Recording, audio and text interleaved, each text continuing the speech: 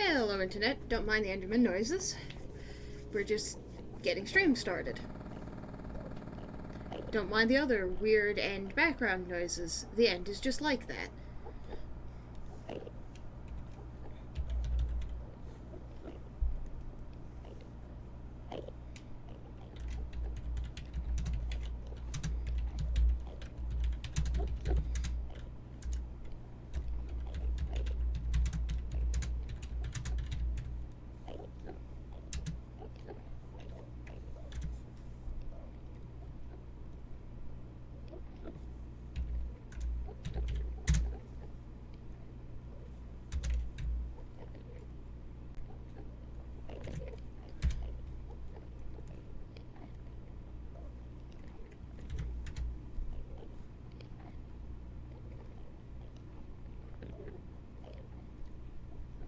Right, let's actually see these Endermen that we keep hearing all the time.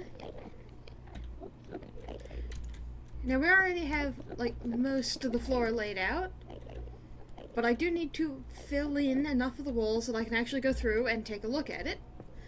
Howdy, howdy, welcome to chat. Happy to have you here.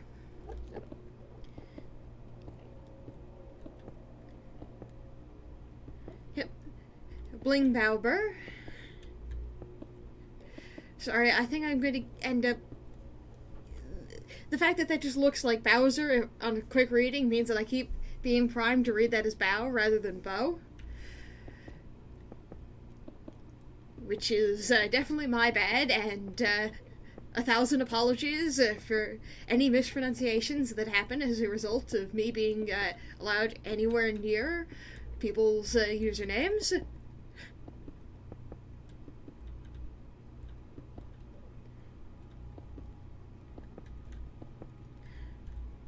I am not familiar with Waka Flocka.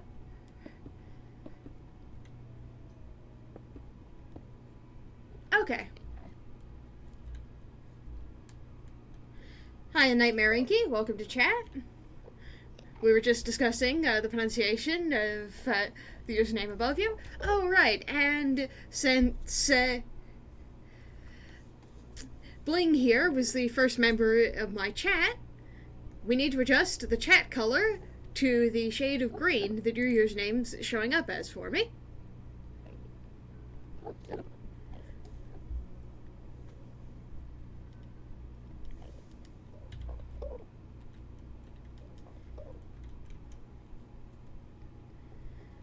And yeah, I'm intending on getting the layout of one of my actual apartments done, which includes getting enough of the walls in that I can start doing things like decorating the outside walls, figuring out exactly how high a floor actually is, you know, little things like that. I've already sketched out approximately where varying internal walls are going to be, so I'm also going to go through and add extra floor to that. And I will be going through and adding stairs somewhere in this area where there is currently no floor sketched out. But I'm imagining that this is going to go through quite a lot of granite. Because, oh boy, I massively underestimated... And yeah, this is the Unorthoblocks server that Jaldi does play on. I haven't seen her around too much because time zones and the fact that it's like never the right time for both of us. If it's the right time for her, I'm not awake yet. If it's the right time for me, she's probably headed off for the day already.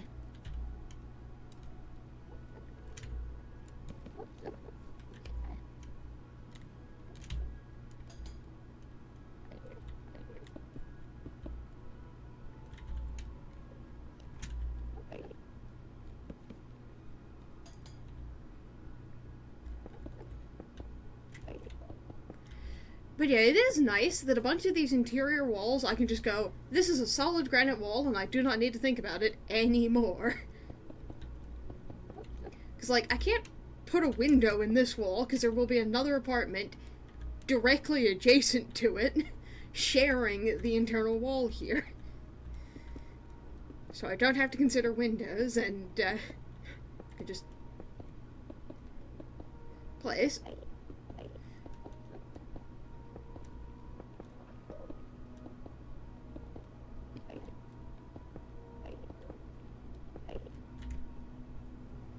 Alright, and I should say that I'm streaming, yeah.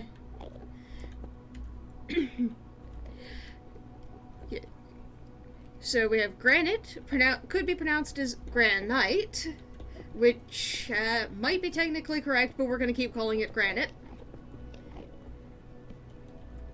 Mostly so that we can keep making jokes about taking it for granted, which just don't quite work anywhere near as well if you're actually properly pronouncing it as granite.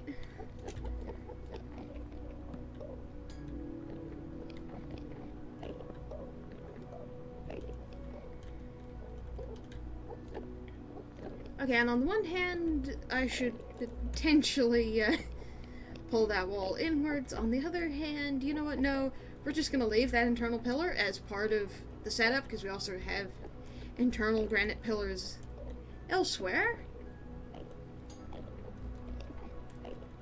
And since this is unwaxed copper, it should eventually oxidize. But I need to go get more copper grating from my supply shulker fairly soon, and feel free to lurk. I'm still happy to have you here, even if you're just lurking. You came and said hi, and that's good enough for me.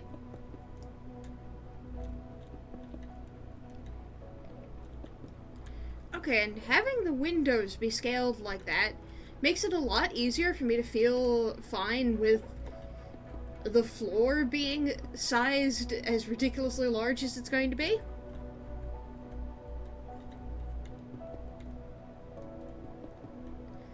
I'm not entirely certain how the second floor is going to line up relative to the second street level,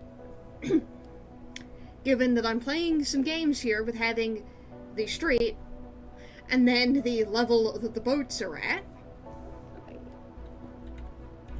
which might make no sense to anyone who has not heard me rambling before about how this build is going to work.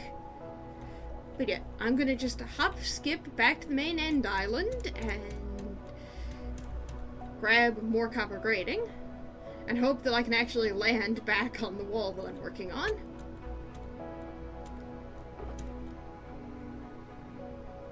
Now, I think I have to use solid copper blocks for this. And alas, no, Dak. No Ender yet.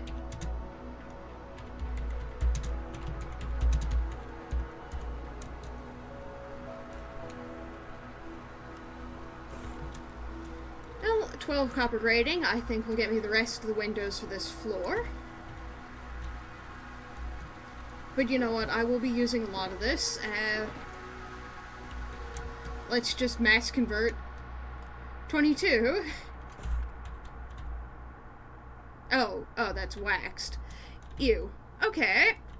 Well, there's my problem. I'm still gonna use it. But I made a mistake, and I was using the wrong copper.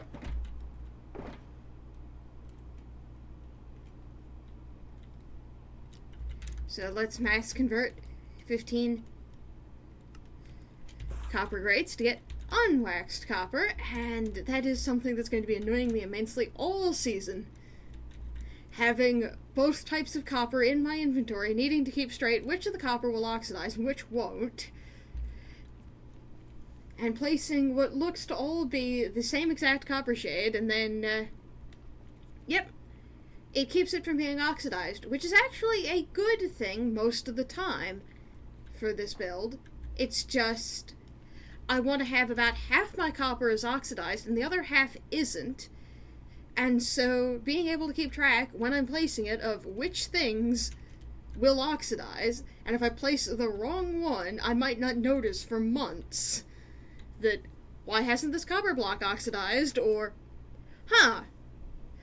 I thought this was supposed to be bright copper, but it isn't, or worse. So, I guess past me wanted it to be fully oxidized. I wonder why I was doing that. Answer, I made a mistake. But I ended up gaslighting myself into thinking it was deliberate. And we're just going to bridge out on my scaffolding. Basically, anywhere you see netherrack in the build, the netherrack will disappear. It will not be visible in the final build. I just don't want to scaffold in actual scaffolding blocks, because those have so many restrictions about there must actually be ground underneath it. And does it look like there was ground anywhere here under my builds? No. No. There is no ground here at all.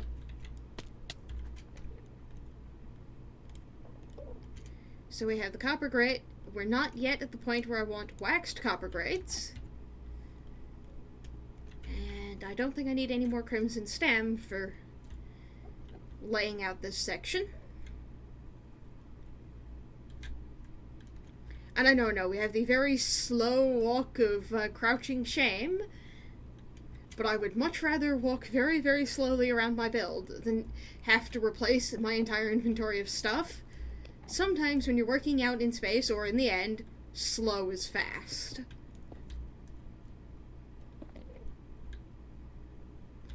Okay, and that window ends up looking much closer to the wall than I intended, but I still think that works as an internal window.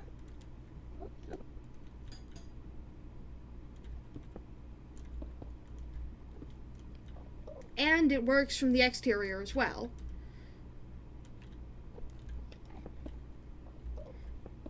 And this is going to be at least 3 floors, so I can properly have gradients.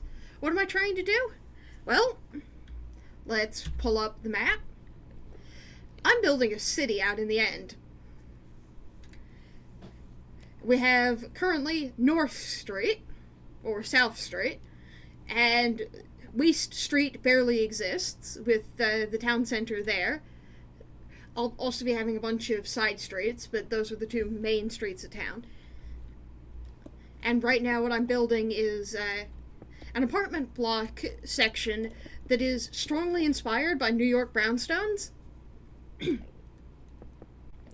Of course, I'm also doing this entire thing with sort of the space, or like Treasure Planet's approach to space. So we have Aether ships, some of which actually have like full-on tall ship sails sailing by. And the higher you get relative to the city, the faster your effective lane is, or the bigger the boat you've got. So bigger or faster craft have to sail up over the city, but smaller craft get to be used as inner-city craft, a bit like ordinary people with cars. But we have the car level of the city up there, and the pedestrian level down here, and there is an entire full... This is intended for pedestrians to be able to just walk around level. So most of the buildings will have potentially 2 doors, or the main door, and then the parking level. So the main door level is actually down here at the pedestrian level, but yeah. I like to think that this is a brilliant idea, and even if it's not, it's making a city mega build in a style that I don't think I've seen before, and I'm looking forward to seeing how this looks. Partially because if I don't build it myself, I will never get the idea out of my head. This is why I have to build things in Minecraft, because if I don't build them in Minecraft, I just have, sitting in my head, architecture plans that will never go away and I can't fully visualize. I have to build it so I can see it. And I'm just playing games with the entire city having a sort of unified color palette and gradients, because I decided I was going to have a copper to purple gradient be one of the major defining features of the city. So we can see it like there in the flower beds. We're seeing it here through the windows in just the copper gradient stage. We see it over by the door when I come on over here and look out. We have the purpur that's slowly rising towards copper, and we haven't yet had the copper oxidized to get us our proper gradient. So there's a bunch of sections where we have the gradient exists, but it hasn't been solidified at the right oxidation levels, because I'm also going to end up peeling back the full oxidation to a partial oxidation stage on the gradient, because the full oxidation doesn't look right. But I don't yet have the wax supply, or rather, nobody else on the server is yet selling wax, and I think it's still glitched, so you can't set up a wax farm in the end. I'm going to be using Lightmatica for most of this city, because trying to do a city build where you're not using Lightmatica involves way too much memorization and micromanagement for me. However, as you can see, I have my road tiles. But I have to design the prototypes myself, and I am designing the prototypes in survival, not creative. Because if I designed the prototype in creative, I would just get bored sick of it so fast. Like, I build in survival, that's what I do. I like that little element of actually having to pay attention and risk while I'm building. And I only want to build it once, even if I am using Lightmatica to copy-paste things. And so we start with build the prototype of what does a house look like, and then... Huh? Okay, I would not consider myself to be part of the technical Minecraft. My response to most of the redstone is, this is sorcery, and I do not understand what I'm doing. I'm just copying it. Okay, and that's lining up at around where I want to put the top of this. Yep. Yeah, I do. I'll definitely accept that I am a very calculated builder. Like, I'm freehanding it, but half of how I can get away with freehanding it is I have a plan. I have a distinct technical idea I'm running with. And is Plasma actually going to raid my stream at any point? Oh well, I guess Plasma can just keep going with his portion of the stream day forever. And I think I want to actually have like a 3-block gap between floors. Yeah, with 3-block as the floor gap area. That I think will work. Let's just make all of that polished granite.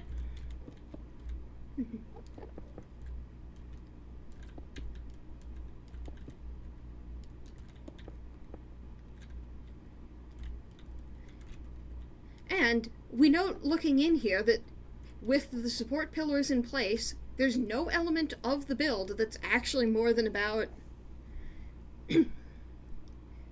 8 blocks from a pillar. This is the main build I'm focusing on for the season. I have got a starter base back at spawn, and due to I'm living in the end, my starter base at spawn I'm going to be still going in and out of until the last day of the season. But I did just decide that for this season, this is where I live. I live out in the end here now.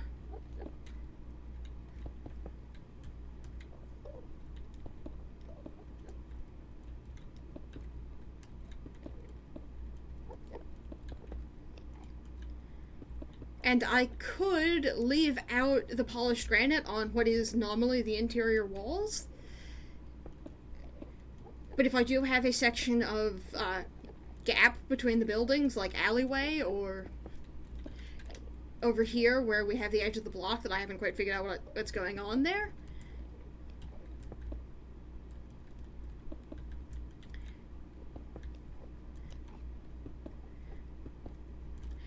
having the actual, or like having it go all the way around means that I don't run into risks of stuff that I thought wasn't going to be visible, it turned out being visible. So I just like putting in that extra little bit of focus to get... And even the blocks that you never actually get to see in the final build are still the correct blocks for what they should be. Because I've had just enough times where it wasn't the correct block and it turned out to be visible that I'm just going to do things correctly the entire time. And you know what? I am putting in that element. Yeah, and when I'm done getting in all the walls, I will be doing decorative facade up the front, so there's probably going to be something with granite stairs in this little band here, or something with wood trapdoors, like framing around the windows. But I feel like it's going to be easier to see what needs to go there after I've gotten the shape. Why do I keep placing the wrong granite block? No, you can't do this to me, granite. Yeah, that it'll be easier to see what I need to do after I have a bunch of the stuff already in progress. And that actually feels like a nice amount of internal space. Yeah, I also play Pokemon. My Pokemon series is currently stalled out because of the fact that I ran into an issue with the emulators and then haven't figured out which time slot to put it back in, because my friends roped me into playing D&D. But I was doing a series of going through playing the mainline Pokemon games with a variant Nuzlocke. I'd started at Pokemon Fire Red and ended up actually winning. Actually, no. Strictly speaking, I started at Pokemon Emerald. It's just that's far enough back that that's not in the VODs, and that was before the current set of doing them. The Pokemon Emerald Fate Lock ran afoul of the rival battle before the Electric Gym, because that is just a annoyingly tough rival battle, and I'd been having stamina issues the entire time with Pokemon dying. I occasionally play Pokemon fan games. I do actually like a bunch of the mainline games as well, and some of the games that are not quite mainline, but are still being put out by Nintendo, like the Pokemon Mystery Dungeons. Okay, I found that I didn't like the changes that were made to the Mystery Dungeon series after Gates to Infinity. Heck, I didn't like the changes from Gates to Infinity. Gates to Infinity was sort of fun, but it also broke the long-term dungeon crawler strategies, and Gates to Infinity, you were so overpowered so fast. The mystery dungeons are in some ways decisive. Either you like the roguelike dungeon crawler aspect to it, or you hate it, and I've not met anyone who's neutral towards it.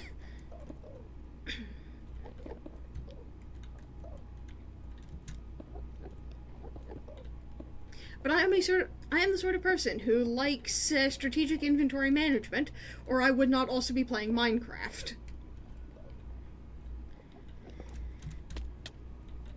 And I think there was another granite block that had fallen on the floor. Yep. No. No, it did not get mysteriously picked up by an Enderman. Okay, and there were an additional granite block that I'd missed. Right, let's get all of those, and if I'm going to be down here on the floor for a bit, let's just finish putting in the floor. So that's a decent amount of crimson planks and a decent amount of mangrove planks.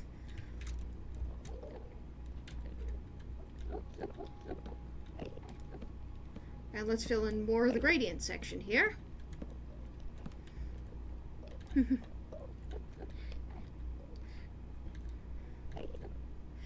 I'm not trying to make you feel dumb, I like being articulate, and I like being able to explain things in way too much depth.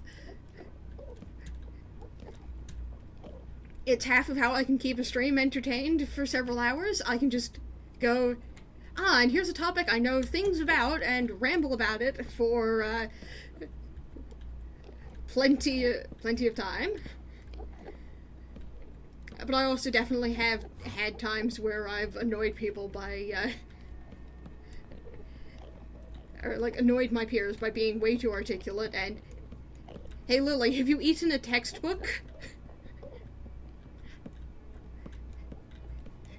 The dictionary? The thesaurus? All of the above? Answer, yeah, I probably have, and I'm sorry about that. Yep. Hiya, Kaza. Welcome to stream. Happy to have you here. And I was busy rambling about Pokemon games I play. Archie has convinced me to play a different fan game, and I swear I will get around to properly downloading and setting up Pokemon Radical Red. I just haven't because I keep getting distracted, and it involves multiple download stages and patching stuff together, and yep. Okay, yep, Radical Red will probably get me angry. Oh good, free content for my streams. And yeah, those were good games. I've never actually gotten to play more than about 20 minutes of the original Gold and Silver, because I never had a copy of it myself. It was just one of my friends who, or not, sort of, somewhere between friends and cousins' friends had a copy. Like, I was friendly enough with them that when I was over visiting, I could say hi, borrow their copy of the game. But I only really got to play it while I was there visiting them, and you can only get so far into the game in a single setting when you're also supposed to be hanging out with friends.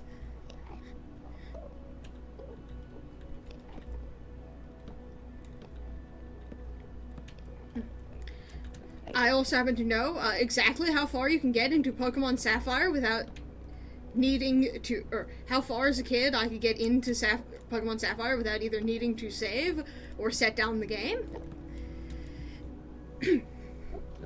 Yeah, okay. Yeah, I didn't start getting into Pokemon until the Game Boy Advanced era.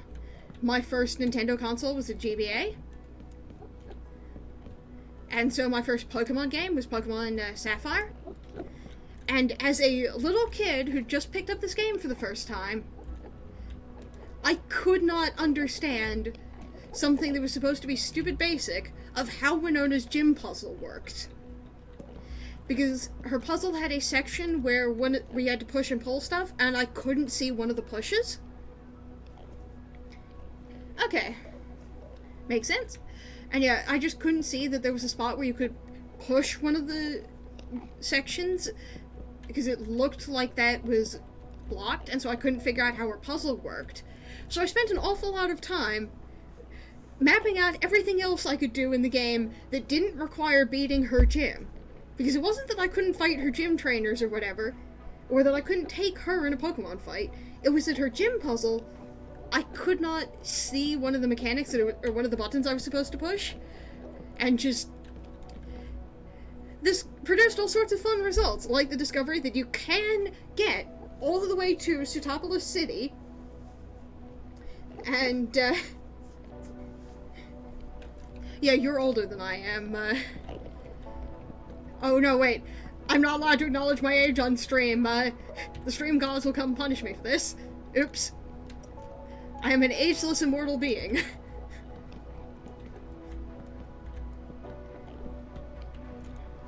But anyway.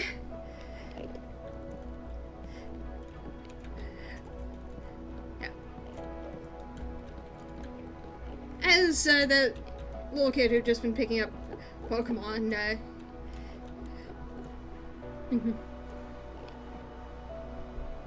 Yep. Yeah, that makes sense.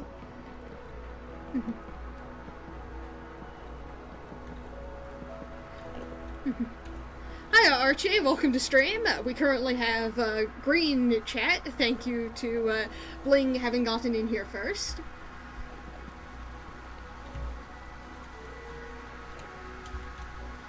And yeah, I couldn't figure out how Winona's gym worked the first times I was playing it.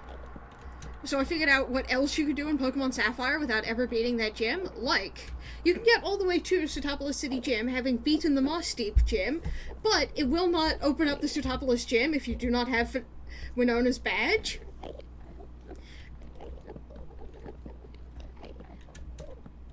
And I, as a kid, attempted to, like, look up and ask my friends, how do you, get the Sootopolis Gym to open up? And they did not understand the question, because I was playing in such a non-intuitive manner there, of having skipped completely Winona's Gym forever. Also, I am of the opinion that, Watson's Gym is notably easier than Brawley's, and so I was fairly consistently fighting the gyms out of order.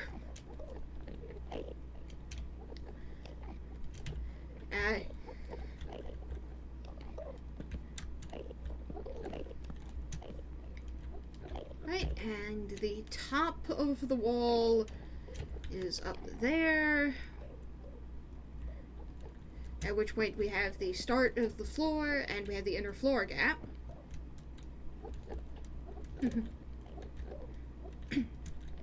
What am I making? I am making a city. Strictly speaking, in this stream, I am making an apartment building. Admittedly, we can't see anything because I don't have light sources yet, because I decided when I was messing around with build palettes that I was going to do stuff with frog lights, and the frog light farms do not exist, and while I might be a technical designer, I am definitely not anybody good at redstone.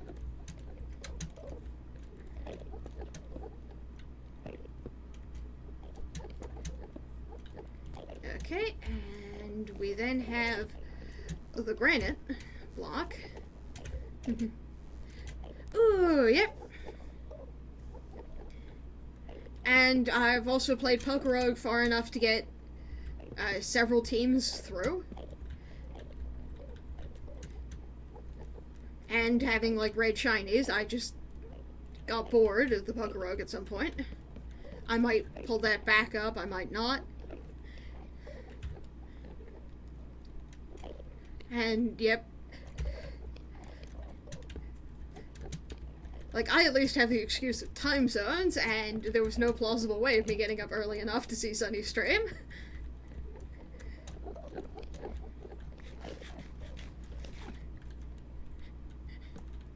You'll just have to live with having missed it. Ah, okay, that makes sense. That's a perfectly good, valid excuse. Okay, and actually, I'm not certain... is that going to be a full block wall? Let's say that this particular section of internal wall will in fact be full blocks.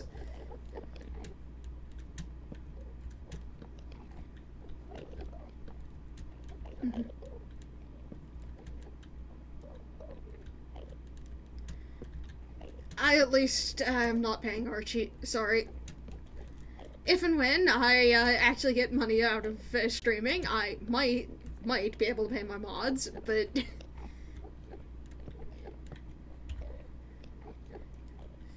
there's also these sort of things about minimum wage laws, and so if I start paying my mods, I have to pay them enough, and huh.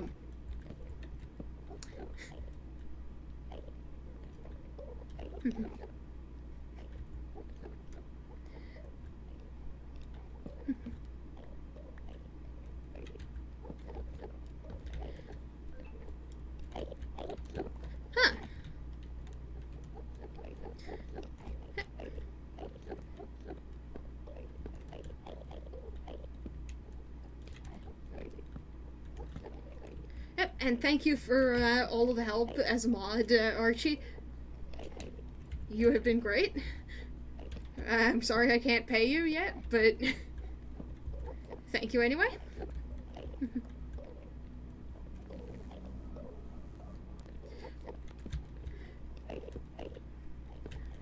Okay, amusing and fair.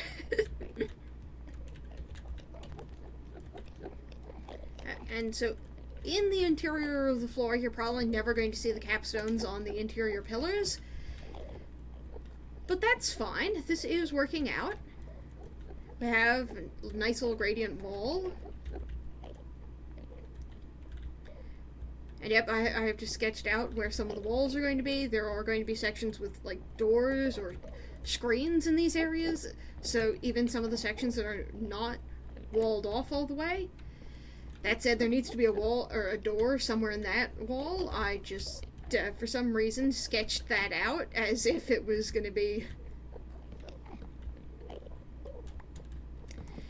Okay, we're leaving the sketch as if that's a full wall, because I do not want to have to deal with the floor tile. Actually, we're going to fix the floor tiling because I am that pedantic. The floor is tiled correctly, thank you. You're right, it does. That was not intentional. I pulled up an actual New York brownstone floor plan to get an idea of how these things are laid out. But it looks sus now. Will I never be free of being incredibly suspicious?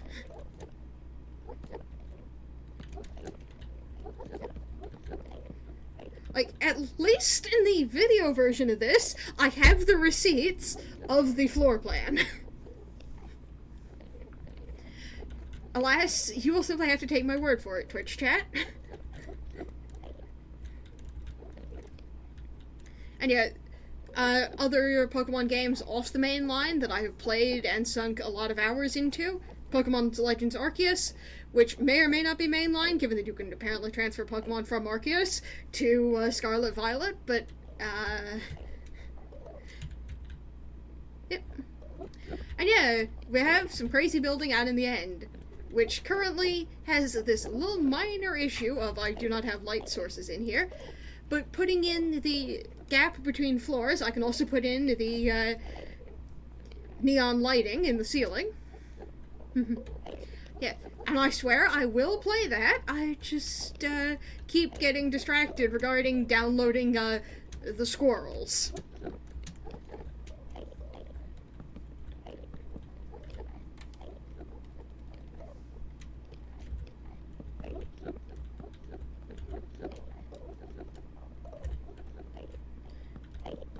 And, I actually had enough granite to get all of this in without running out of the granite in my inventory. Radical Red is a Pokemon fan game, a ROM hack of Pokemon Fire Red, except it's a ROM hack that goes by way of a different ROM hack, Pokemon... Give me a hot second to look it up, because I still have the tab open. Pokemon Fire Red Squirrels, that I have not downloaded yet. And I have not played any of the Monster Rancher games. Yep. And yeah, I was going to continue doing my Fate Lock series, going past the Victory in Fire Red into Heart Gold Soul Silver, but my emulator said, no, we hate Pokemon Heart Gold Soul Silver, and in fact, and that was the least glitchy of your DS games, so, or your least glitchy of your Pokemon DS games that's not a mystery dungeon, so have you considered just not doing any more Fate Locks? Your Fate Locks are fated to end here. And so I have not continued the Pokemon Fate Lock series yet. I am not doing a Nuzlocke run of any variant of the Mystery Dungeons, nor am I going to do one of Radical Red, though I might actually do my Let's Play of Radical Red at some point if I get stream slots opening up again, because I'm not going to drop my Minecraft. I really don't want to drop my Etrian Odyssey games, because I like those, even if they've got a lot less reach than the Pokemon games.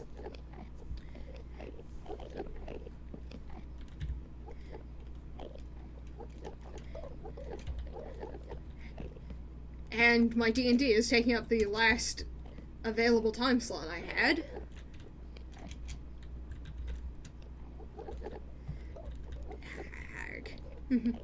And yet, I will probably end up raging at it. But I am proud of the fact that my Fire Red run did actually defeat Lance. We had a lot of tragic deaths along the way, but we managed to get through the Pokemon League with no deaths during the entire gauntlet.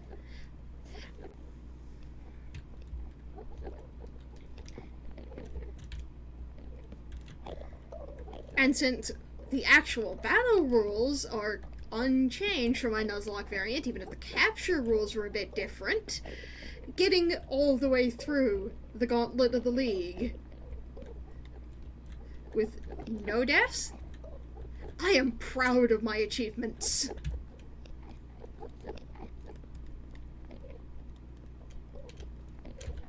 And yeah, we're gonna go for it. I do like occasionally my raging at the game on stream. And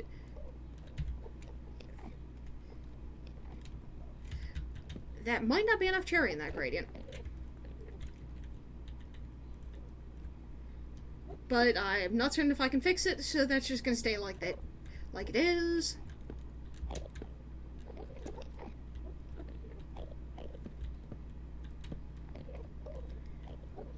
And yeah, I swear there will be better lighting in here. Yeah, okay. I have not played Florally X, but I can definitely understand that a poison gym in a ROM hack that was designed to be difficult could easily cause someone to rage quit. You have my sympathies.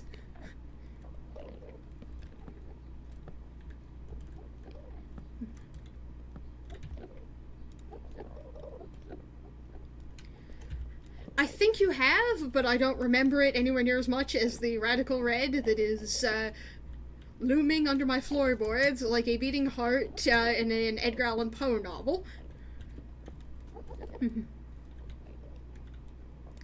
Oh boy. Oh no. No, that's okay. And yep, I love the hat too. It was made for me by Jam. Thank you, Jam. You're amazing, Jam. We have to shout him out every stream because this hat is the best. It looks so snazzy. It goes with my Minecraft skin. It is a very nice hat, and all of the Endermen agree.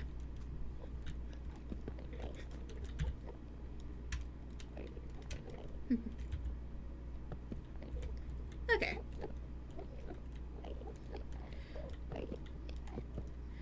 And I'm pretty sure there has been at least... Oh, I've also played through the original Pokemon Ranger. And let me tell you, some of the fights in that start getting actually fairly difficult as you go on.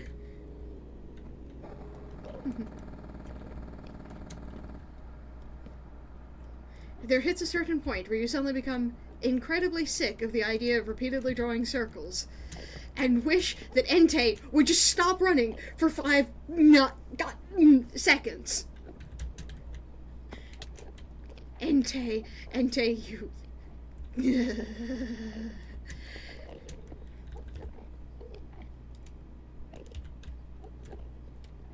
So anyway, the Legendary Beast Trio, is an absolute nightmare in the Pokemon Ranger games.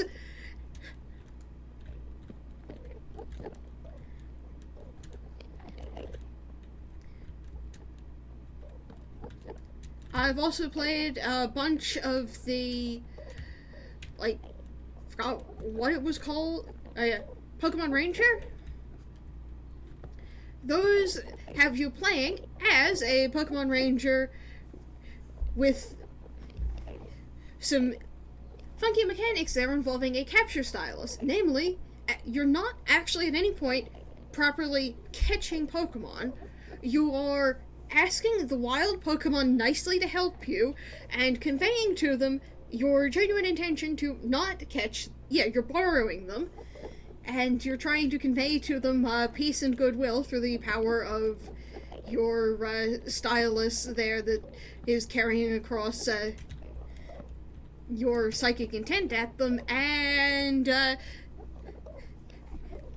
you have the power. They're about the power of friendship used to capture Pokemon, and oh boy, the Pokemon do not like your friendship, and will absolutely try to murder your stylus. And so it is one of the games for the DS that runs off of the touchscreen. You basically cannot play it without actually having a stylus, because you're going to be rapidly drawing circles on the touchscreen for possibly hours, depending on how good you are at the game. And the faster you can draw the circles, the less chances there are for the Pokemon to attack you while you're doing this and blow up your device. And actually, thank you for reminding me about the other Pokemon non-mainline games that I am familiar with and have played, which is where Dark Lugia actually originally came from, because the Pokemon XD Gale of Darkness predates any of the Pokemon Ranger games by at least a generation. And those were some very entertaining games. We have both Colosseum and then XD Gale of Darkness. I've not actually played Colosseum, but my understanding is that they're both operating under very similar mechanics, and were both for the GameCube. They are games set at around the GBA era, so Gen 3, using all of the Gen 3 Mon are sort of available for varying trainers to have, but you as a player are incredibly limited in your capture options, because your primary means of getting new Pokemon is, hey, that other trainer is being evil, and they don't deserve to have Pokemon anymore, so let's retrieve the poor innocent Shadow Pokemon from them, and give their Pokemon therapy.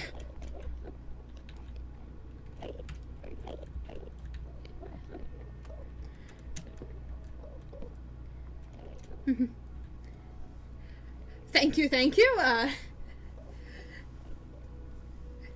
I'm glad that this stream is going well and that you're enjoying the rambles.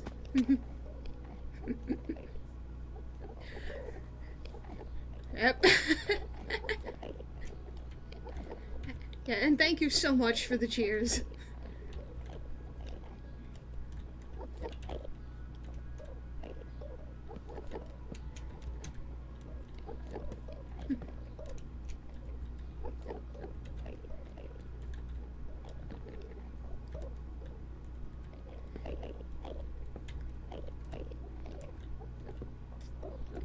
And in the original Colosseum, you could only catch the Pokemon that needed to be given therapy, or the Shadow Pokemon. And you started with an Espeon and an Umbreon. And yep. Yeah, the build is a little sus. But that's fine. We can have our sus build. And yep. Thank you for paying a visit to stream. Have a nice day.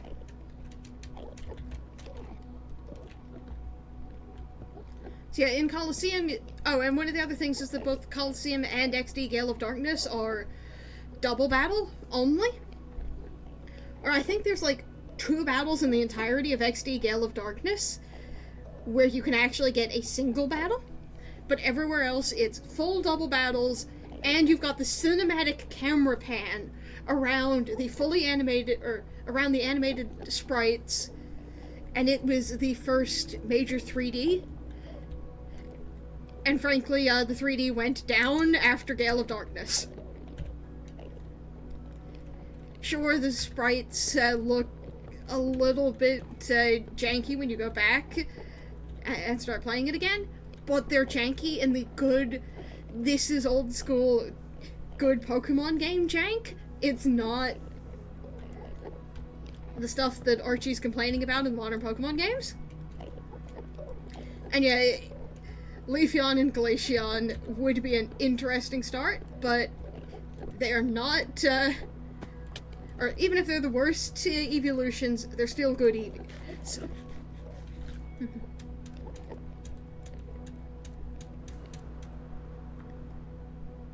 And yeah, Glaceon looks cool. I actually got disappointed so much with Leafeon because the shiny looks basically identical to the normal Leafeon.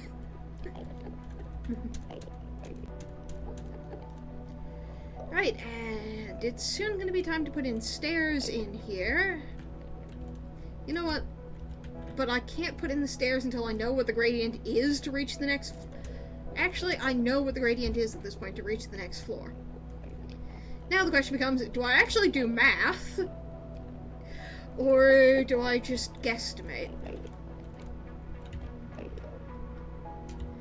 And, second question, do I use floor tiling or wall tiling for the stairs? Floor. Alright, this is not the final version of my stairs. But yet, Umbreon is great. Umbreon has one of the best shiny sprites, the evolutions. Umbreon's got a good balance of having both defenses, so it's beautiful, bulky, tanky buy. And dark types actually got an immunity. So all in all, Umbreon's great.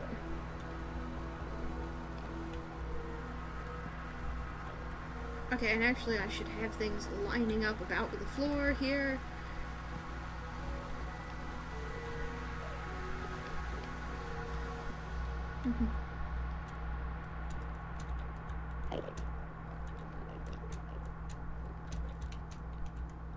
Hey Enderman, could you not?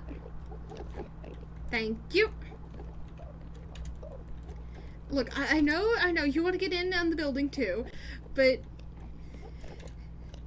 okay, I'll build the stairs so that you can actually get to the next floor, and yeah, that's plenty of room for my stairs. Okay, so we have two different versions of that answer. Are we asking about the realistic answer, or what Pokemon do I want to have? Because I have actually thought about both of these. So, we have our realistic answer based on who I actually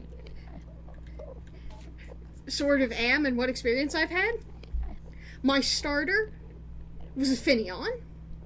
As, like, the little kid who's getting the, cute Pokemon, or getting, like, the Pokemon pet sort of equivalent. It was a good little Finneon. Might still be a good little Finneon. And I probably have also picked up along the way a Pidgey. Because they're actually so cute.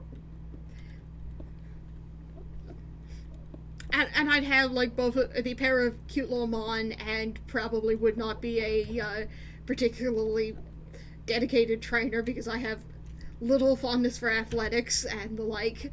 So I'm just the random person you encounter on one of the early routes or in one of the cities that has their friend Pokemon and nothing else.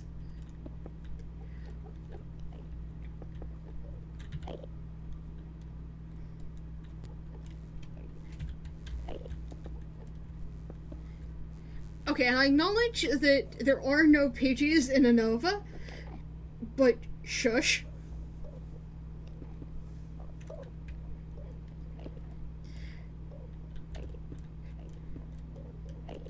And then the other version I put together, we then have, what Pokemon do I think I'd want to have if I were going for the cool stuff?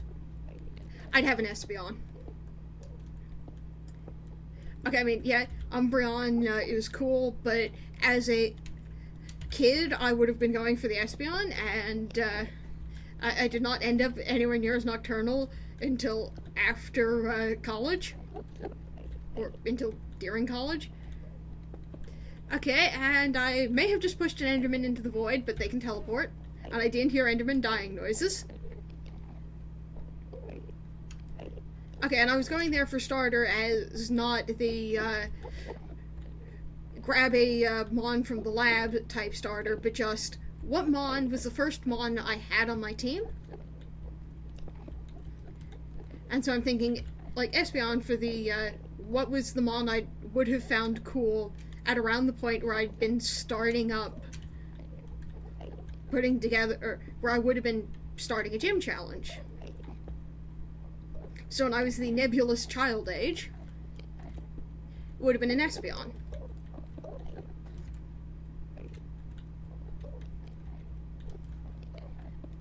I am still very much a sucker for the cute Pokemon. It's just, there are new cute Mon that have grown on me, and some of them that didn't exist when I was that age. Thank you so much, retroactive continuity Pokemon. I'm pretty sure I'd have a Mimikyu. Not a Pikachu, Mimikyu. Like, if I'm gonna have one of the Electric Mouse clones, it has to be the, poor... or it has to be, the Deceiving Ghost type there, because we just love Mimikyu on this channel.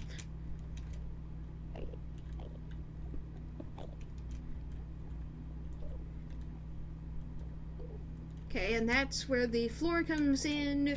We're going to have like a balcony out here that ends up connecting up to the boat docks. And that ends up actually, I think, lining up relatively well with the upper street. Because if there's one thing that's sort of consistent about New York brownstones, it's that they do not align with street level correctly, and that means I have nailed it.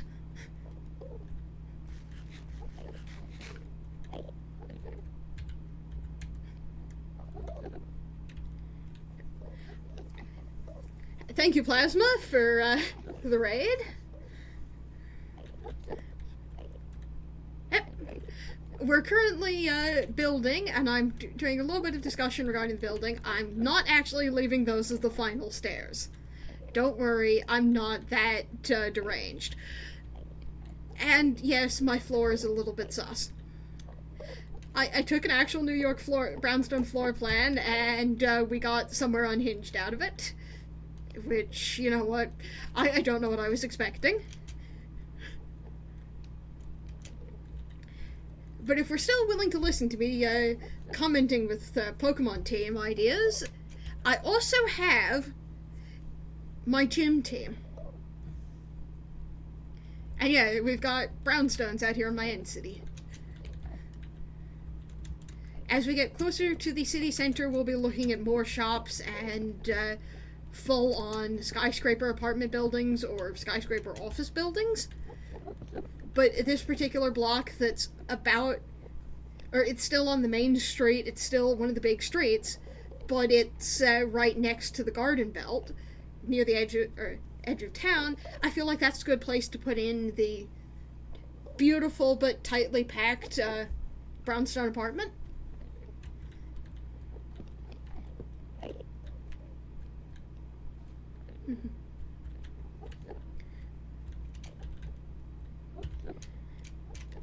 And yeah, so chat, how many of you have actually heard me monologue about my gym team in the past? Because if so, you are not allowed to guess.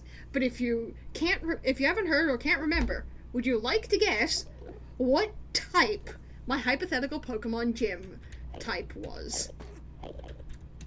Okay, so, I know I've told you, but you're allowed to guess, because I did say if you can't remember. Ground, I'll accept the guess. Anyone else want to, leave a guess before I reveal? Dark, that's another good guess. Still not correct, but...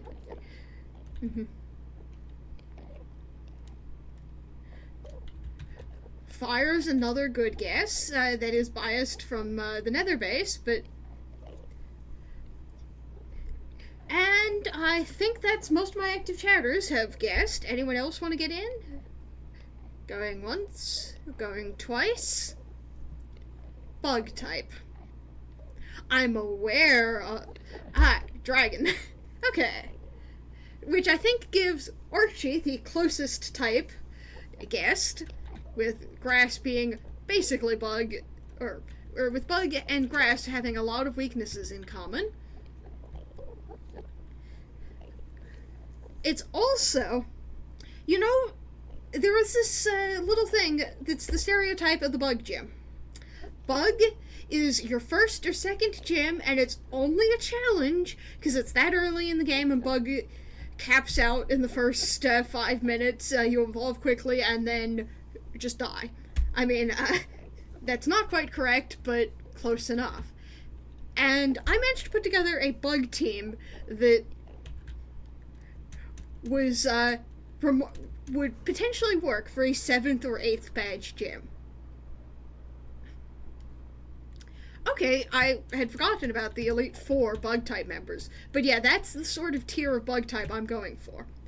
Sure, my gym's less annoying than my other friend who also put together a type gym, who probably should have gotten,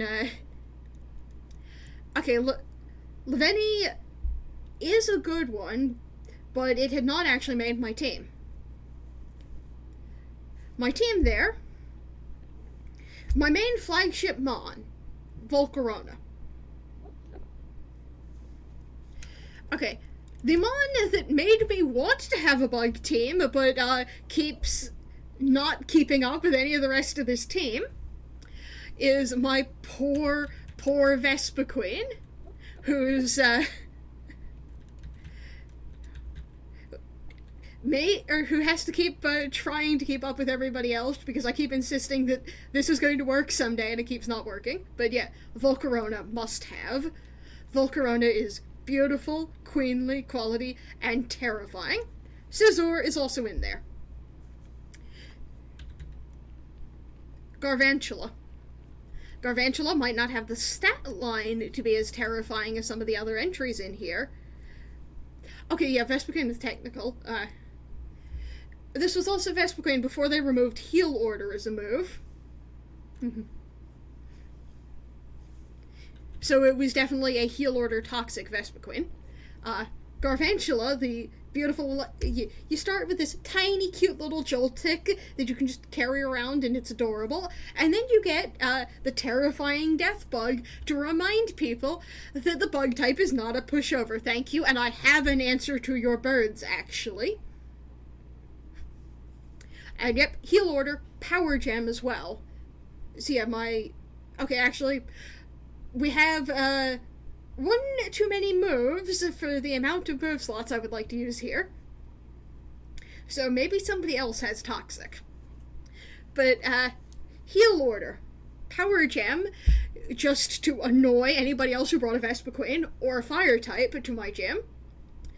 Garvantula is still also an absolute cutie, while also being terrifying and eating birds for breakfast, and I need to have a Mon on my team that eats the birds.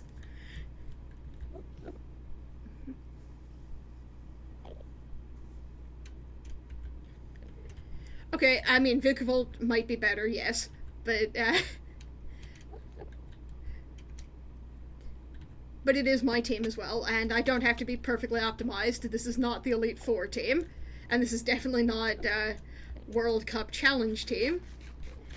I also want my Mon to be just that little bit adorable, too.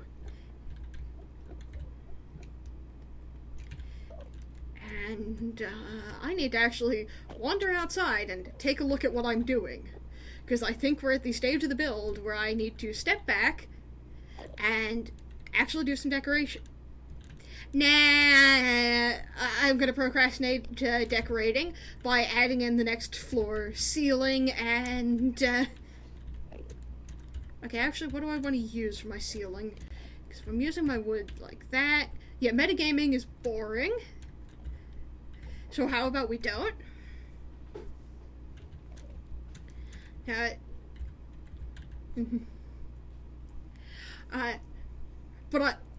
like, on the one hand, I'm definitely not metagaming with this. On the other hand, I also am doing just enough metagaming to go, hey, my bug gym is not a pushover. You can't just walk over it the way you walk over every other bug gym. You don't just get to bring a competent fire type in here and go, this gym will be a cakewalk. It's a bug gym. What harm could it possibly be? Meh, I can take it. 'Cause no. I have gone out of my way to go, and this type does in fact have a challenge, thank you. Yeah, Dew Piper for fire would be a good one. I think went for Crustal, because my gym team designer was also starting to put it together before... Or I'd actually, I think, like, started to put this thing together at around the end of Unova. Yeah, Crustal is... Like, look, if I was bringing this up to a World Challenge team level, it's a shuckle. It is a shuckle, and somebody on my team has Toxic. And so you just have this shuckle that's sitting there, undestructible, while your opponent dies from poison damage. And what about steel types? Volcarona. May I present Volcarona? Volcarona is my answer to steel. Shuckle is my answer to anything I don't want to have to deal with. Okay, Charizard might still smoke everything.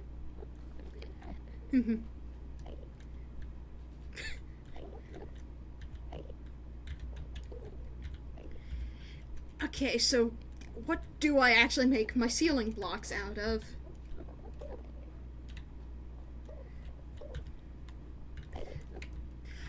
You know what? I'm gonna procrastinate figuring out what my ceiling tiles actually are and just put in the next floor.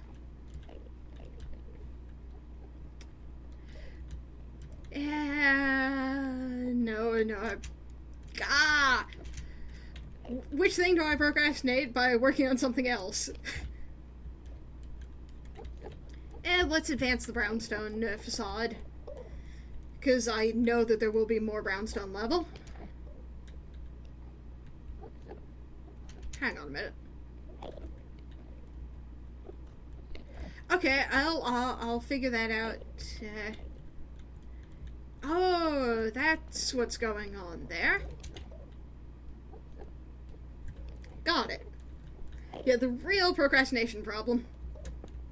But hey, as long as I'm continuing to procrastinate by building, my city gets done. Yeah, the Saturday streams are currently, basically here to stay.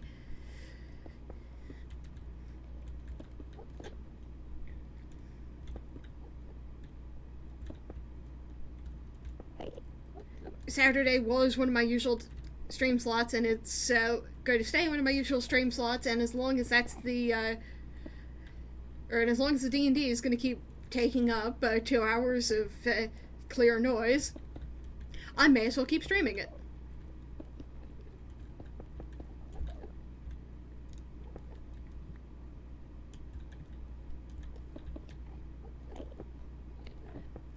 Which, unfortunately, puts a crimp in my actually playing Pokemon, but it does not put a crimp in my monologuing about Pokemon, so we can still get our Pokemon fix. Don't worry.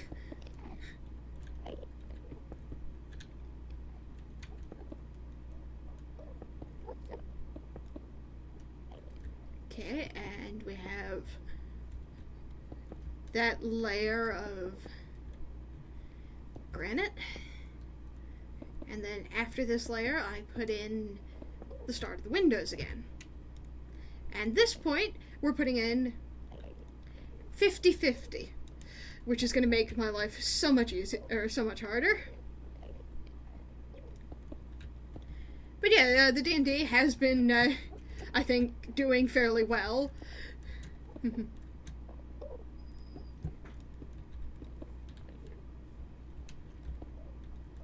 Huh. Okay, yeah, I can imagine that being a little weird. And that does act... Okay, and we actually need to put in a tweak here, because if I do want to have my balcony, this is the point where I have to start putting in the balcony. So we're going to go grab some granite stairs.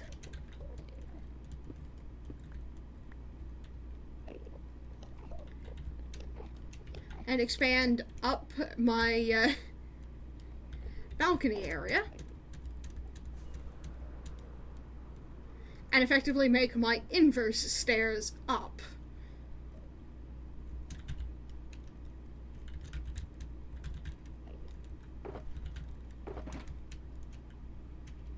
Let's also grab the polished granite, because again, we're doing that sort of tasks. Yep. Yeah, D&D, the role-playing game, and I am actually, and the D&D streams are the ones that I'm doing with Iondis.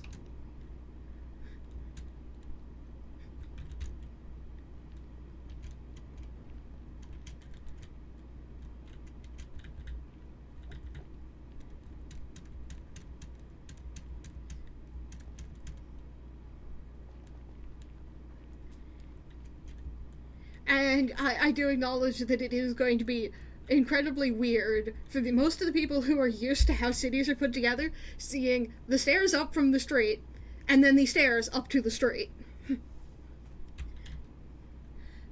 But I just feel like that's a fun way of playing with the expectations and making my weird little city that I have to build it to see how this works. Because it is just so out of context and unusual. And I am looking forward immensely, immeasurably, to just how does this, and...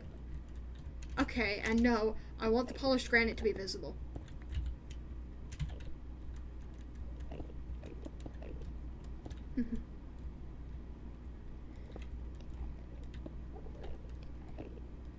And while I'm putting this in as part of the stairs, I actually think I'm just gonna go all the way around the front layer with the little granite stair element.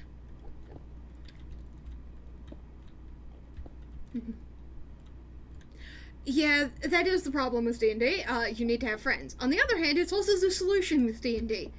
You join up with a role-playing group in your area, and suddenly, you get friends.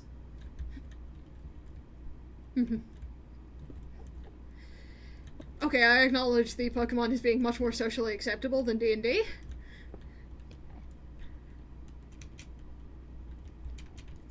I know. I like my little stair loop here as well. Okay, and since this is going to be the end of the block, this is not quite correct prototype, but we're going to have the stairs cap out there. And we're having in this specific section that's going up to the balcony, because floor level is in line with the polished granite. Stairs. And then we have stairs up to the street.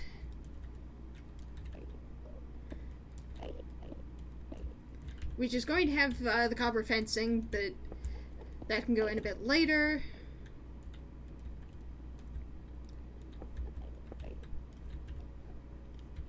Okay, and, oh look, I'm all out of stairs. Oh well. That's fine. That's getting caught up in what's going on with the stairs. That's sort of getting caught up. And we just take the wall in this direction.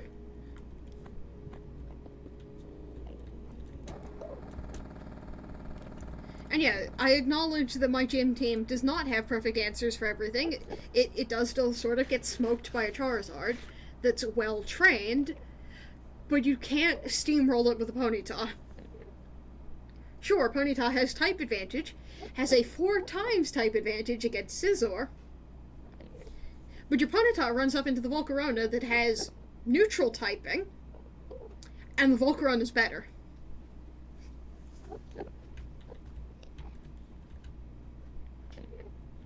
So we've got Quiver Dance, which, if you give the Volcarona a bit of time, will really come back to bite you as a do not let the bug-type gym leaders get setup time.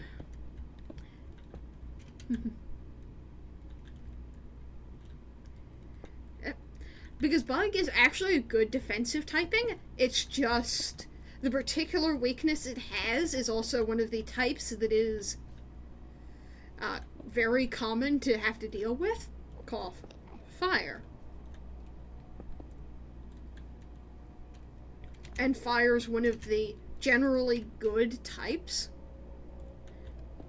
Even if it's the worst type to pick for certain games, because of how the gyms are lined up, you generally want to have a fire type in your team, and you want your fire type to be good. And most fire types are good, and that's why the bug type has a problem. Okay. And it's fair if you, and I'm not going to say that you have to take a bug or a fire type as your starter. I just say that it's a relatively good answer to a bunch of the early game bug and grass Pokemon that you'll be encountering on most of the early routes. And yep, setup time is generally never a good idea, regardless of what your opponent is running. See the entirety of competitive Pokemon battling.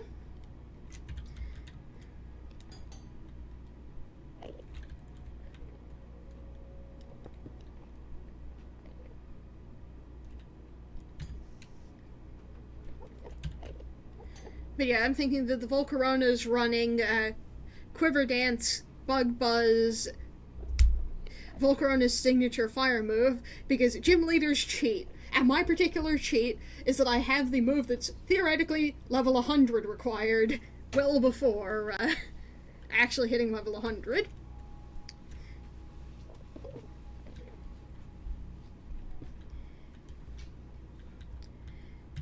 And so we take that, and then and I think I've got the windows lined up correctly. Come on, Enderman, could you stop standing on my walls?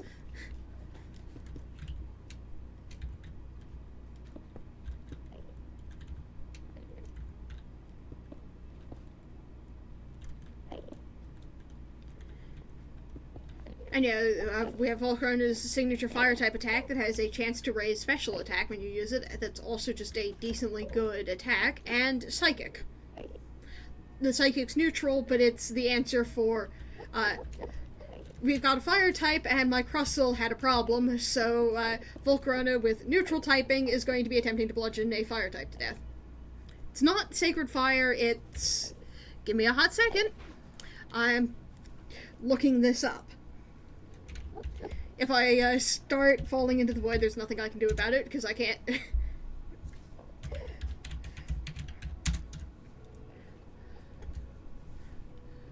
Volcarona...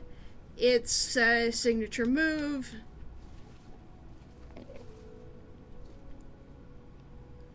Okay, might actually be Fiery Dance. 80% power, 100% accuracy, 50% chance of raising special attack.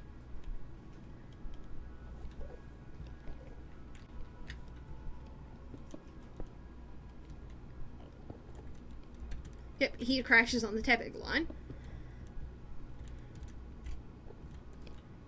And... There should be windows in this level.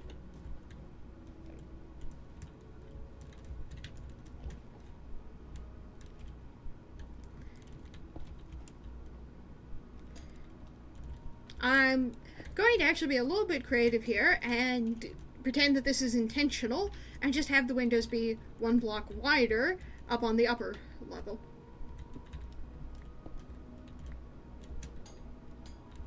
There we go. And that's the copper grating, not the... Yep.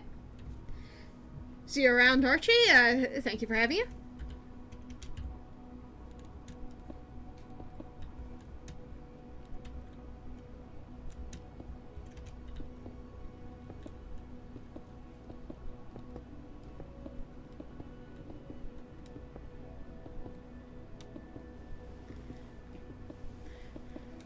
Yeah,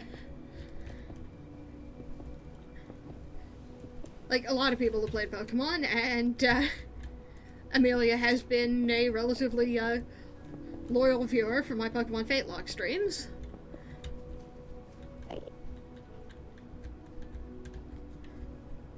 Yeah, and if we want to continue nerding out about Pokemon, I can also put forward my Nuzlocke variant that I called the Fatelock, and yep. It's been long enough since I did my last Fatelock that I don't think there's any VODs sitting around for it, but I can still ramble about what happened, and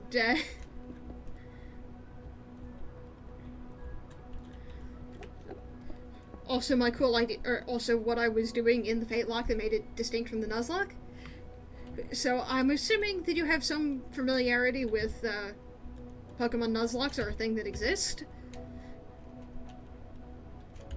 Okay, do I actually want that to stay waxed You know what? No. We're going to do 2 levels of Copper Great here, and they're going to be at varying oxidation levels. Yeah. Okay, so in a typical Nuzlocke, you can only catch the first Pokemon you encounter on a route as one of the rules. With the Fatelock, I completely change up that rule and replace it with a different set of capture restrictions and use restrictions.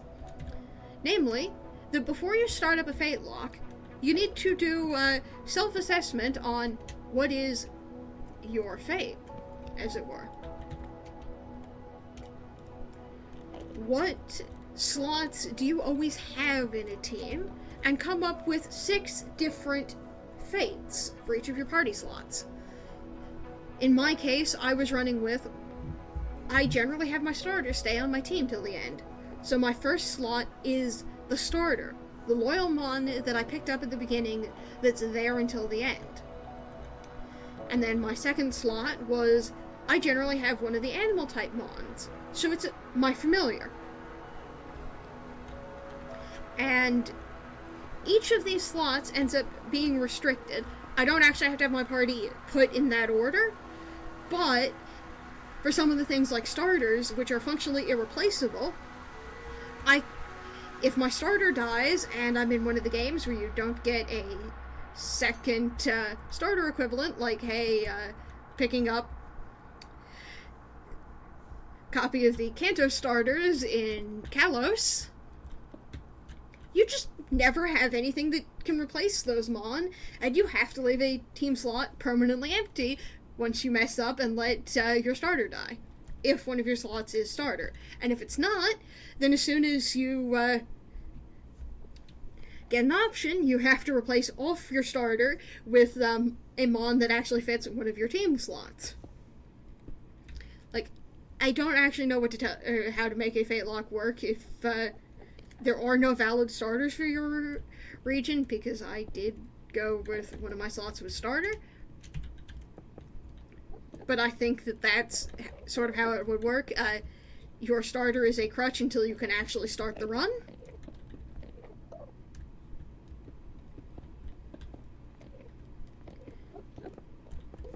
My second slot, was... Okay, we don't have the game, but I can pull up the actual display I had here. Starter. Okay, ignore the connection to PokeLink thing. Starter. Familiar.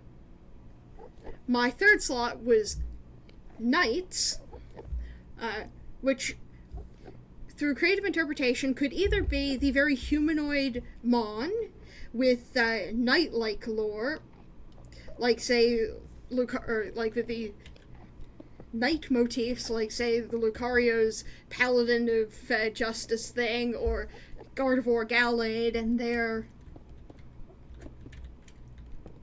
a Mon that's got lore around protection, a Mon that is very defensively tanky themselves, or a Mon that otherwise has knight motifs, was my third party slot. My fourth party slot was, I just had a Mon that I chose to put in the effort to get, aka basically free choice, but I specifically cannot get this one by accident. I have to put in deliberate effort.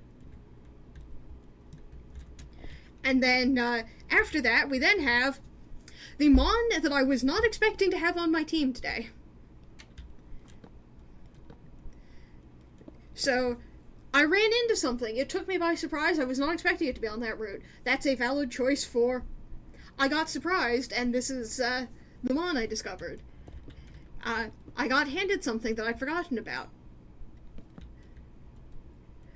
This is a Mon I've never used, and I decided on a whim to take it. But basically, law of surprise. The Mon that I was not expecting, that I have come to appreciate having on my team. But there is this added restriction on the Beloved Stranger slot there, that it also cannot be a Mon I have ever actually used before in a team that I've taken to the Elite Four. Because if I have actually used it before, as an Elite Four team level Mon, it's not a stranger. It's a Mon I already know and am familiar with.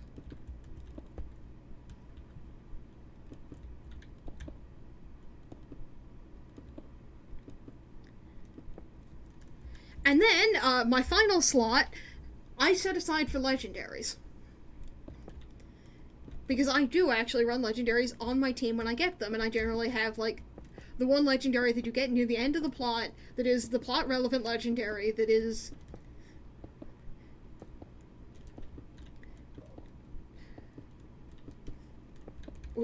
basically unique. However, I also interpreted this that I could put a shiny in the legendary slot, because the shinies are... yeah, it's... generally the box legendary is the thing that's going in the legendary slot, but a shiny is a rare enough encounter that it might not be a legendary in the traditional sense, but in the telltales around the campfire, or to your stream chat, it's a legend. It might not be, officially a legendary Pokemon, but who's gonna tell, the shiny Pokemon that they're not rare enough to count as legendary? Yep.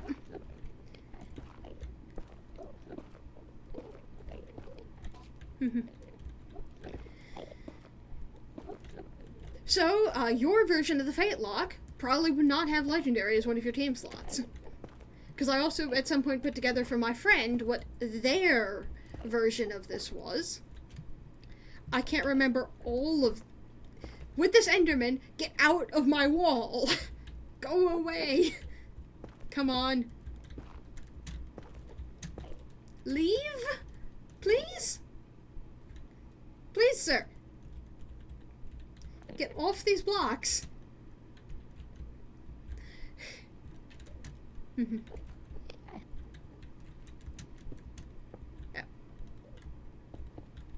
Okay, could you remind me what the four-legged Nuzlocke rules are?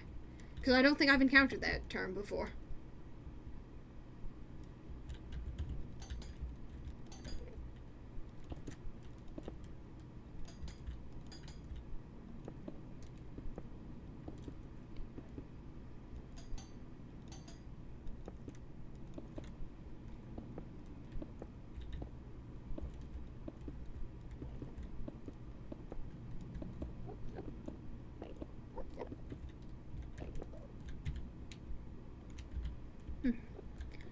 Ah! Okay. Yeah, I can see that being an interesting challenge to work from of capture restrictions. And so yeah, you couldn't use a Meowth because the starting level of Meowth is bipedal, even though Persian becomes a four-legged.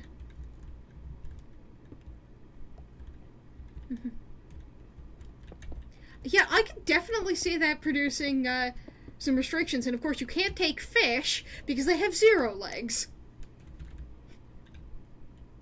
This is fish discrimination. And I find it incredibly fishy.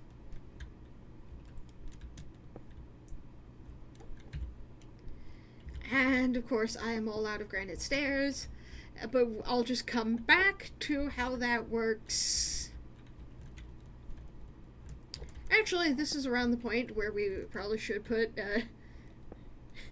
yep. Yeah, some of my jokes, are a little fishy.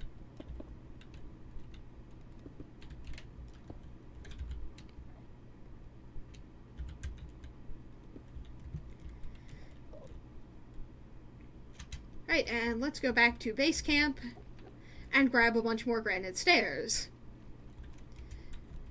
And some copper, and just generally build up that little stair element.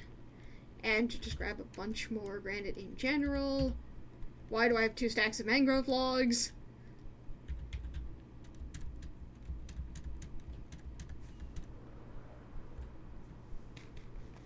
Or why do I have 2 half stacks of mangrove logs? Hang on, can I get polished granite stairs? Yep, and slabs, so I might do something with that.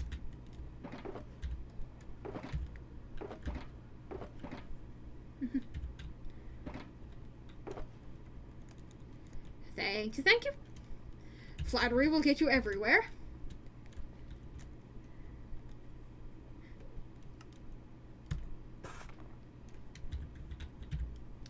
Right, and let's set the wood aside for a bit because I'm procrastinating building my floor.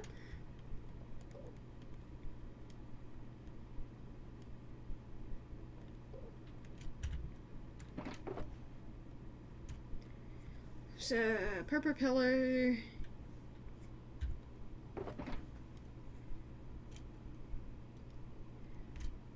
Okay, but the purple is on the lower end of whatever, purple gradients. No, wait, not purple gradient. Purple blocks. Waxed cut copper. And cut copper. And I need stair variations on all of that.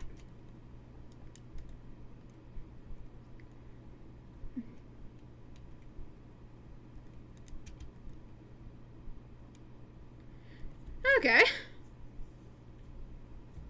Yep.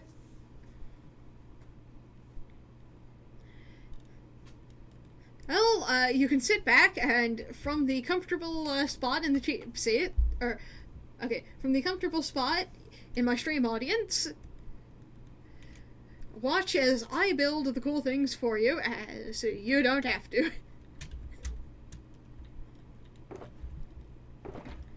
Or possibly so that you get inspired to build something cool yourself. Either way.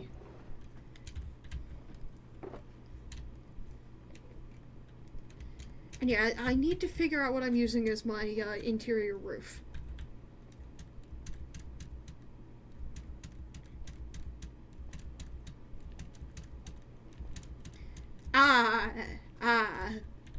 You're the type of person who actually has the patience to fish. I know, that sounds weird, given that I said that my starter would have, or that the first Pokemon I would have gotten in the semi-realistic route would have been a Finneon. But that was because I'd actually had a pet fish at some point. And that did not involve me going fishing for a fish myself. Not.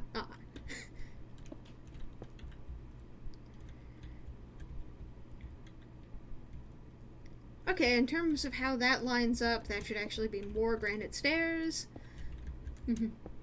Yep. Hey! At least, you know that fishing is something that just doesn't bother you. It might be weird, but if it's weird and it works, do it anyway.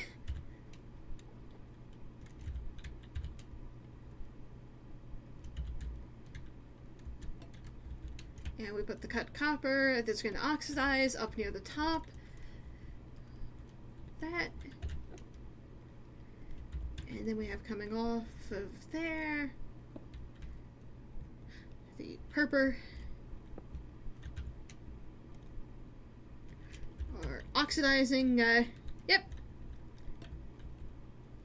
Yeah. At that many years, If you weren't confident that you could catch fish, I would be asking what's wrong.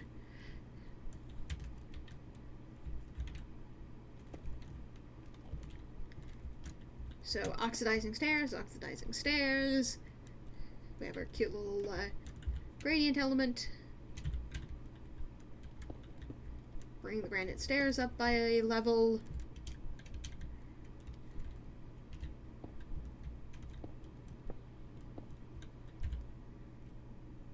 We have the cut copper stairs turning up on the bottom here.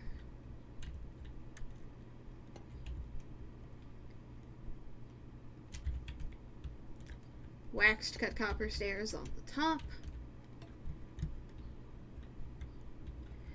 I'm going to need to put a little bit of a fence on this balcony here, or railing.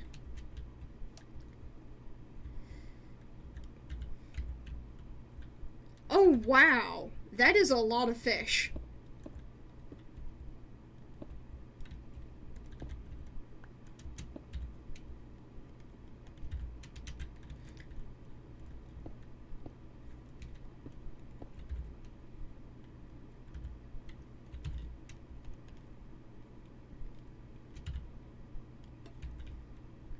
And we have a little bit of waxed cut copper, and this will connect back. Okay, that actually connects back remarkably cleanly to the road. But yeah, we need to put in the safety railing. And no, this is not just an excuse for me to procrastinate my building. What are you talking about?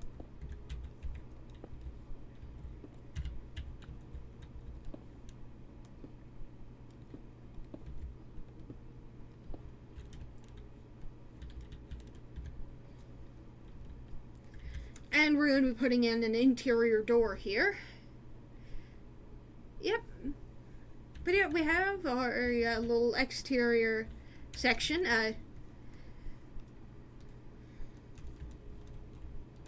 Sure, that looks weird. But you know what? I wanted it to be a little weird, and it's nice, even if it's also weird. So I'm happy with that. Okay, so the actual thing that's going to be bugging me immensely for aeons is that connection or not to the road. But I'm not going to even try dealing with that until I have frog lights to finish lining the road.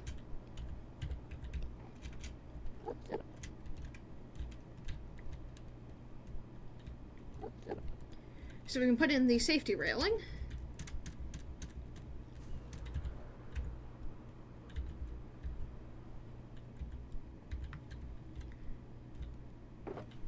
Now, on this one, let's go with the birch trapdoors, because I have a bunch of those.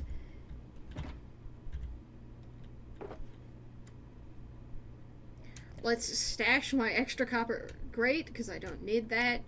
We're basically done with those stairs. And grab some cherry trapdoors to add to our railings, and I think we'll also use those as interior railings on the interior section. Let's stash the purple.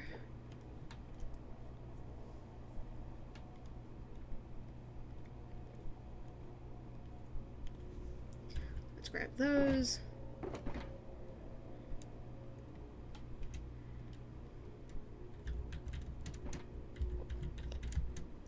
We're going to stash back my granite, because while I'm going to use all of this granite eventually on the city, I don't need to be carrying all of it with me right now.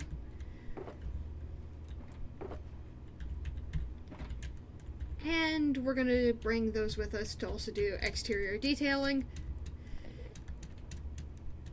because I do think that before the stream's over, I want to get in at least a little bit of my decorative facade.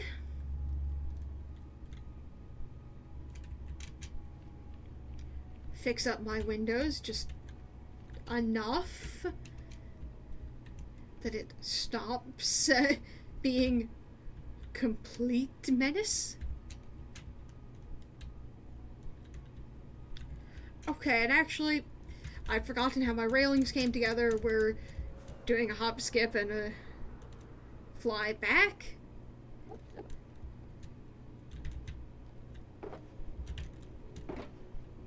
Because I'm also grabbing some polished deep slate wool to add to the safety railing.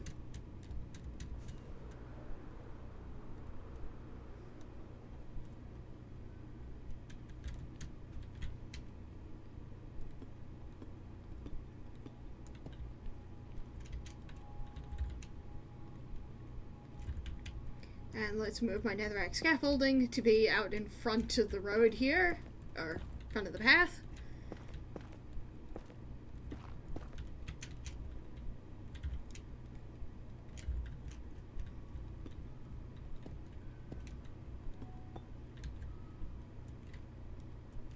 And then we sneak on around here.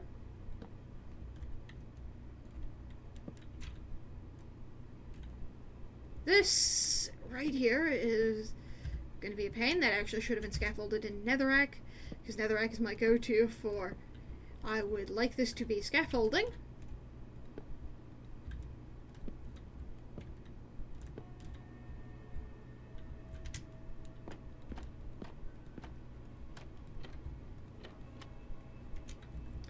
I am not comfortable flipping that trapdoor while I'm standing on it.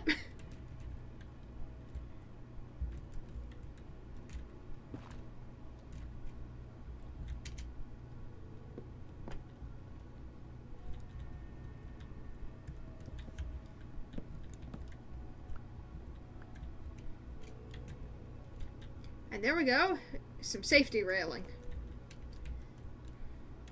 Now let's just sneak on around enough, and I forgot to get more scaffolding.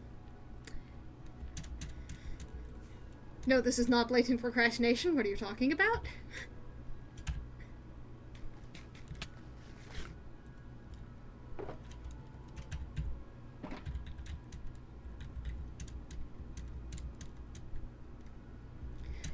And yeah, it's nice actually having sections I can see looming out of the fog.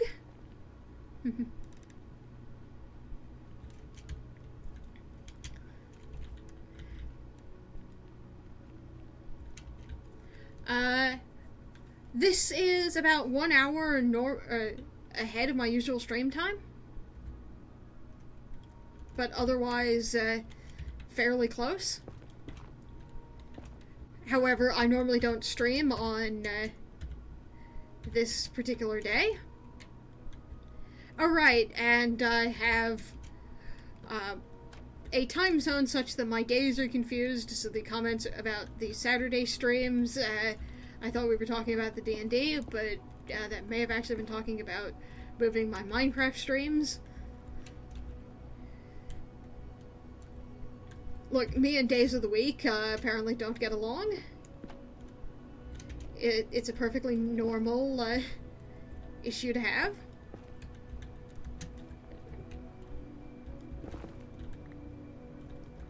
And yeah, I like doing my scaffolding blocks and blocks that I can easily get rid of. Just wave a little flick of the pickaxe and poof.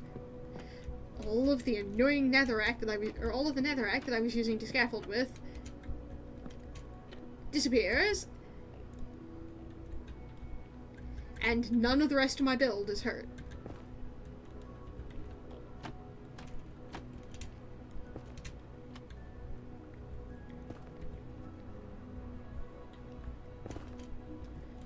Right, now I can't go through and probably deal with the rest of this. And how would I want that to line up? That's not how I would want that to line up.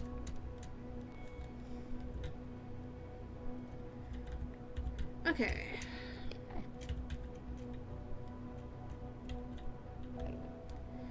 So I'm going to be putting in a little cap area there in the stairs on around the facade, but at least right there, we can put in our underside window boxes.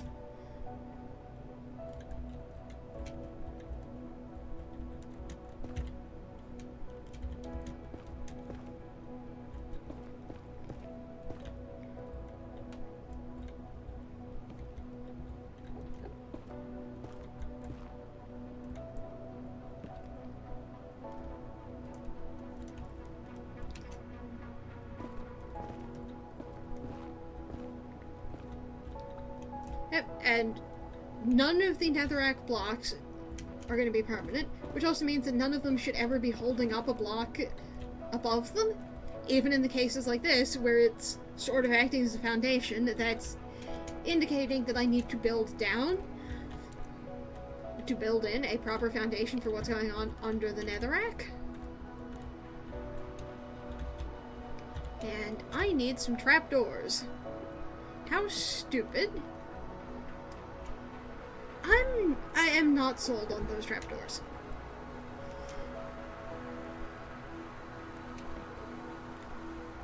Now, I remember copper trapdoors being a thing that exists, but I don't remember what I have to do to get them.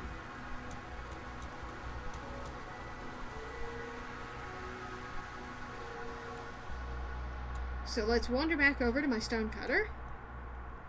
Right, I probably need full block copper for that. So we have waxed cut copper, we have block of copper.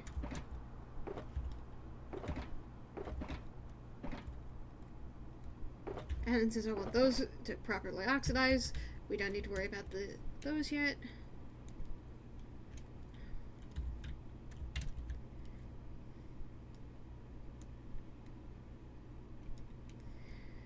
I swear to God, the copper trapdoors are a thing that exist, but what was the recipe for them?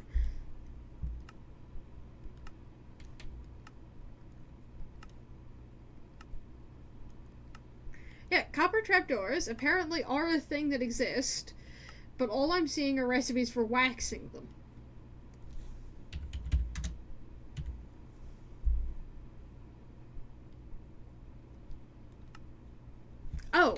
Oh, that's...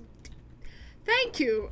On the one hand, that's a lot more efficient than what I thought it was going to be in terms of copper ingots to copper trapdoors. On the other, that requires me to actually have loose copper ingots.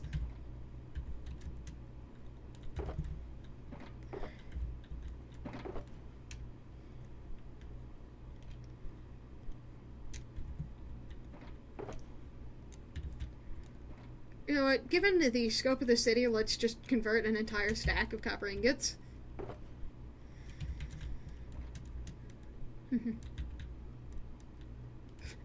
Yep.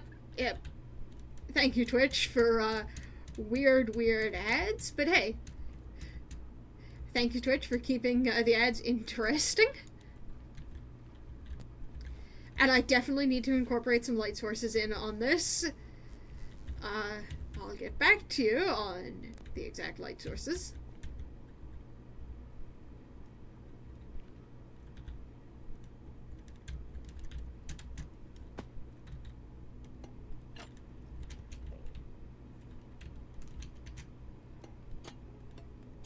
And, okay, that version of it's not quite cooperating. I think I can go with the copper on the outside, though. And we'll just put that extra mangrove. But that doesn't look right. Yep. I do understand that it's a little dark. I'm sorry about that. I'll try to get to this area looking brighter, but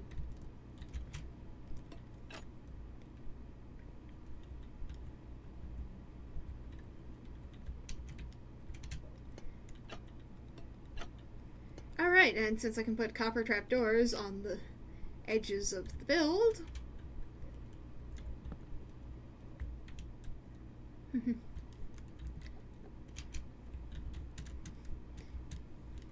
chronic apologizing for things that might or might not be my fault. Like, it's definitely my fault that I have an unlit build in the end.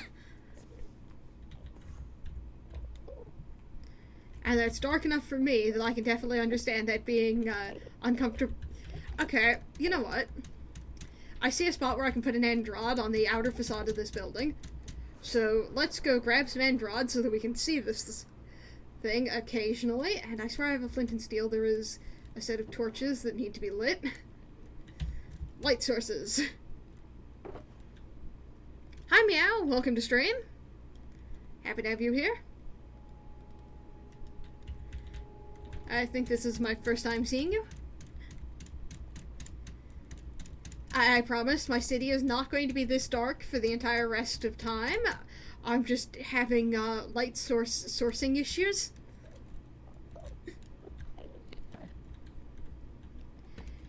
Okay, yep, but and just having those two end rods right by the entrance of the door, we can actually see things. Wow.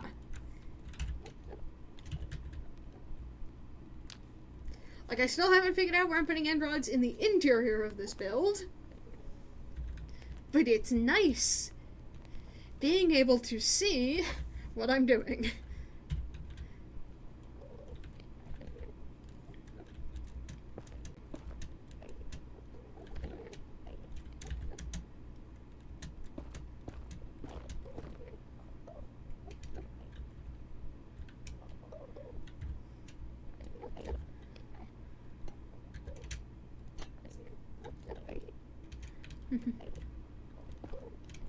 And yeah, they sort of do, and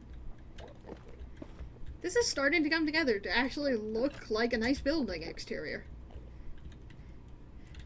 One of the things I am seeing, though, is that I want to have another layer of the stairs.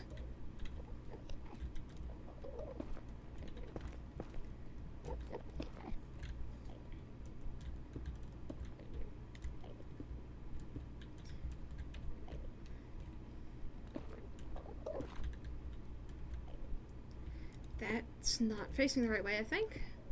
There we go.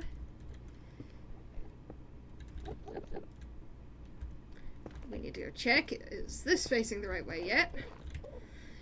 And yep, I'm gonna just end up losing an awful lot of blocks by the end of this, too. I made a mistake, and poof, I had to correct it, and that did not end up back in my inventory, so it is gone now.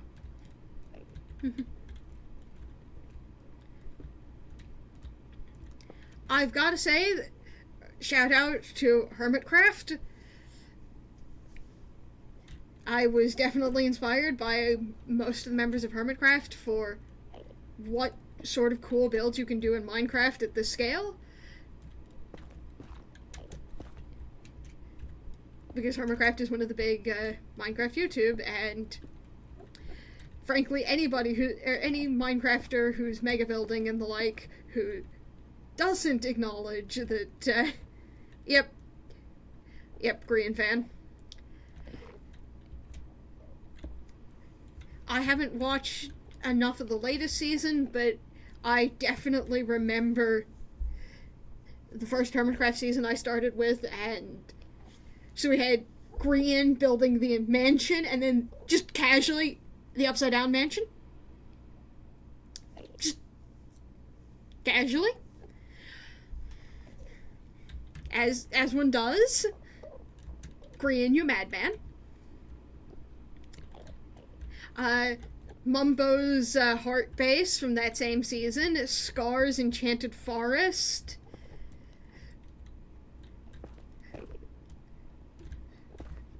The season later, Cub's... I just built a biome. Cub fan. You are also a madman?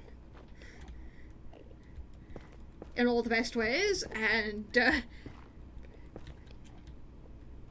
like, just about everybody on Hermitcraft has at least one, oh, that build, but also, oh, God, could you imagine?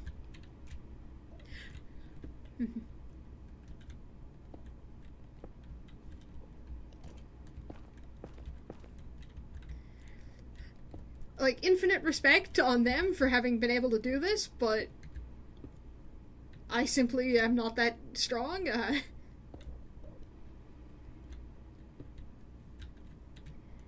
And there we go.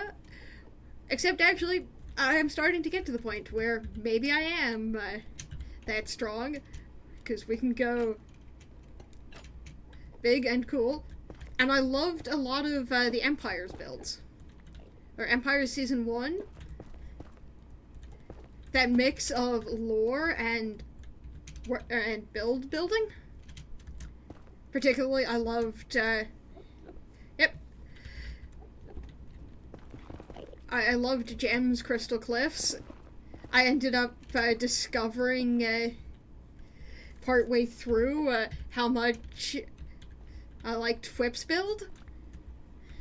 Because it had started off as I wasn't quite interested in that, and then, hang on, wait. No, that is incredibly cool, actually. And I love the lore that he's doing with it as well.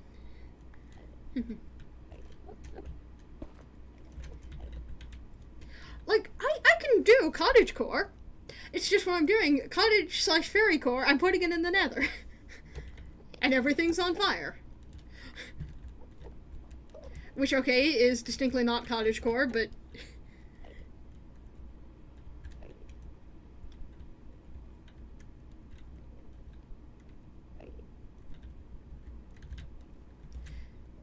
And, yeah, I can see this being a much more gothic revival. Though for this one, I just took a reference for what is a New York brownstone. Because I also have been sitting on this idea for about a year now, and during that time I actually did pay a visit to New York and a few other cities, and I just went, that's a cool house. I'm planning on doing a city build. That's a cool city building. Yoink the idea. Write down notes. I'll look up more details about how does the city element work.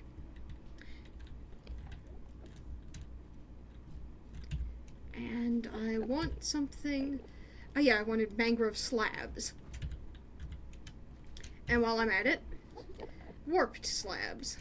I think I already had some of these sitting on around, but again, there's something very freeing about doing a build on this scale, because I can go, okay, even if it doesn't work here, there will be somewhere in this city, because I'm using that as a consistent build palette element, that I will just end up using this block. Okay. Yeah, I imagine it's going to look more like the New York brownstones when I have 10 of them down the block all next to each other. But it's also entirely possible that a bunch of houses, or a bunch of the old buildings, have similar design direction. Alright, and I didn't actually need the crimson slab. Okay. I swear I know what I'm doing.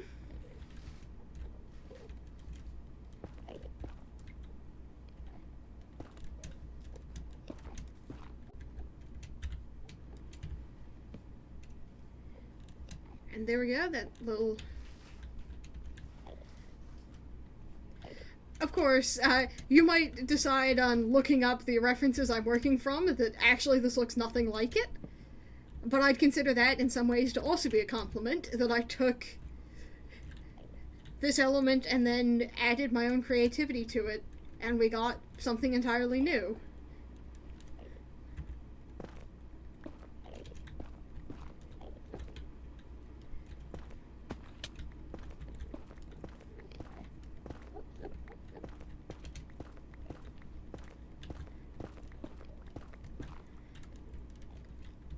Okay, so I'm gonna need to add some extra lights to the outside of this build. But other than that, I am happy with how this section of facade actually looks.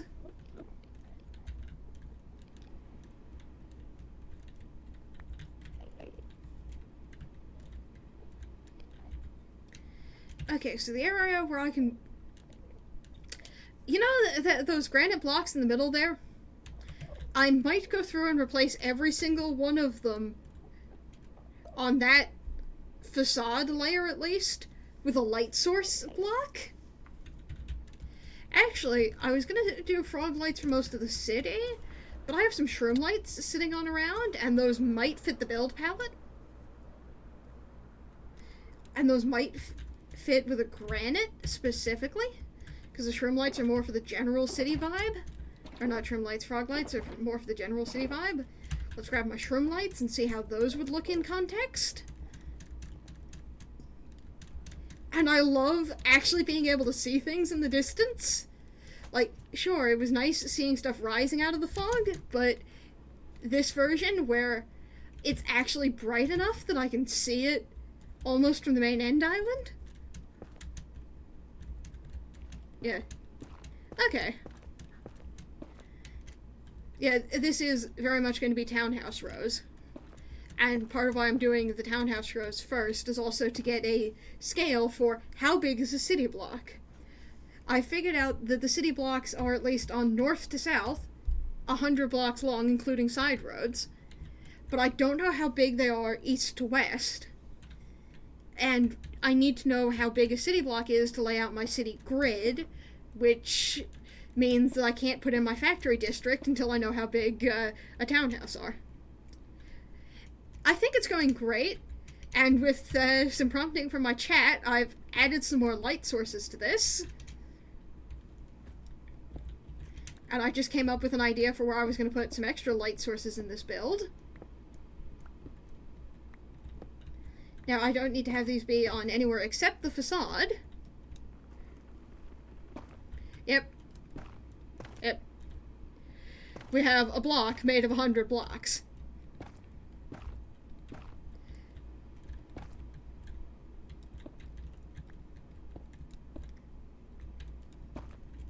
And of course there's the single and double blocks, and it doesn't need to be the same east to west as it is north to south, so it could be 100 by 200 or even weirder than that.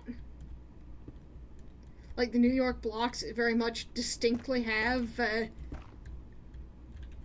yep.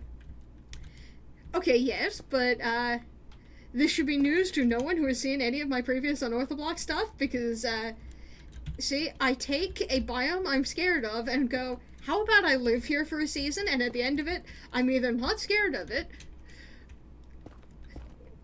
or somehow end up more scared of it afterwards, because I got so comfortable with the Nether, and then the start of this season, I just got my unfriendly reminder of, no, actually, wait, I need to be scared of the Nether. The Nether will kill me. Okay, yeah, I think the shroom light works. And yeah, just casual lily things.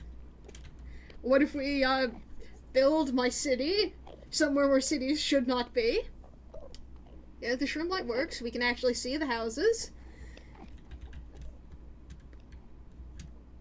I'm not 100% on this, but... Oh, no, that's what I'm gonna do with that. It's a shame that granite trapdoors are not a thing, but we have copper trapdoors.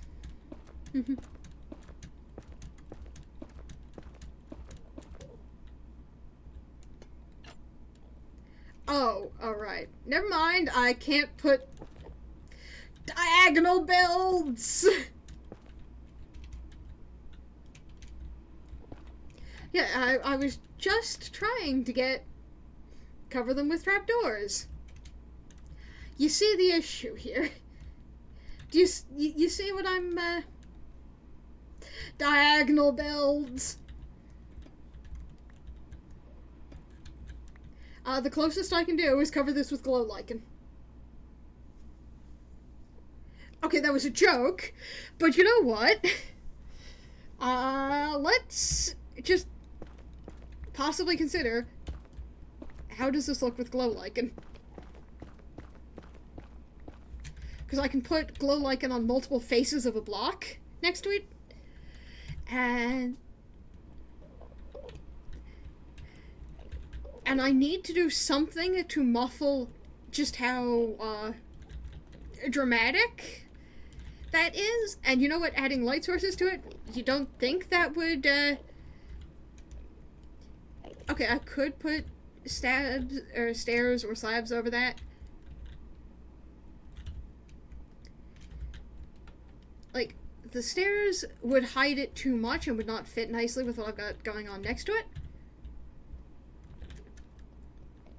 But let's see, how does it look with a line of slabs?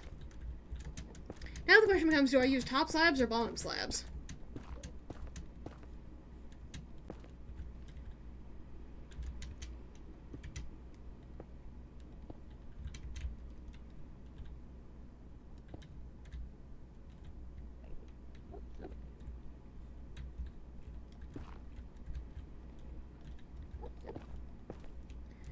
I could put tinted glass, but I don't actually want... I do want light to be getting through, is the thing. I want this to actually be lighting up the build. I just want to muffle how yellow it is. Mm-hmm.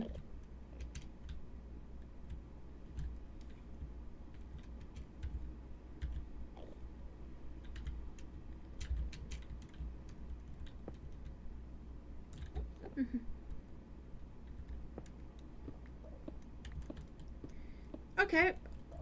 Yeah, let's consider just putting a line of glass over this. But if I do, that'll be, something I do between, that is not within the scope of today's stream. I don't have gray glass. I don't currently have glass.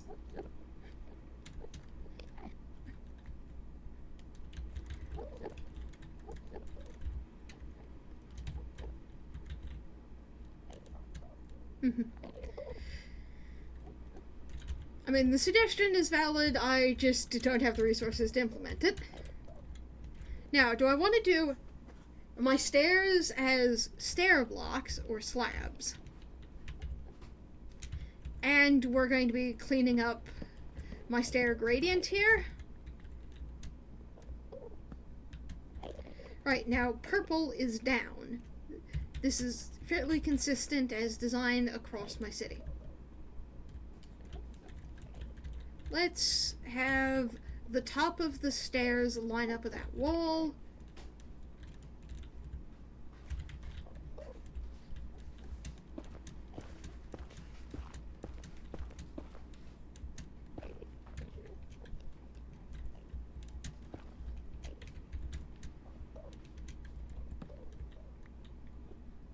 Yeah, and it would depend on, am I going for a more traditional or industrial look. I want it to be something that's compatible with the rest of the house around it as well, and my just generally bright and slightly more colorful than the typical industrial city. So I'm gonna finish up these stairs and then call it here for the stream, because we have house and we have a few design suggestions that I need to play around with basically off stream. Okay, I'll look at that.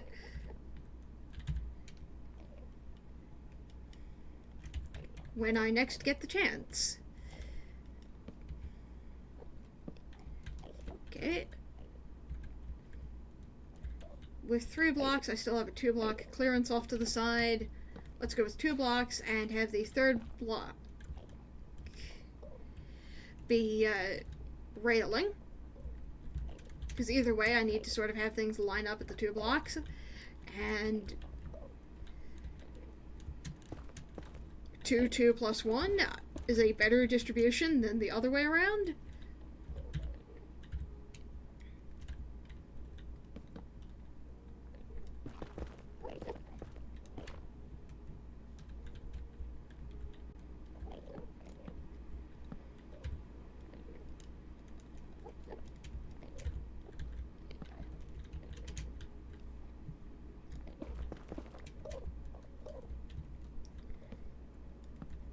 And there we go.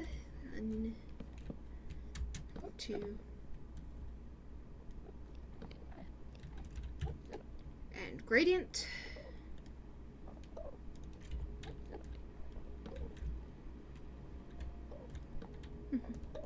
Okay. Yep. That makes sense. We are getting on towards also the end of my stream. So possibly I will actually call it here with the stairs left.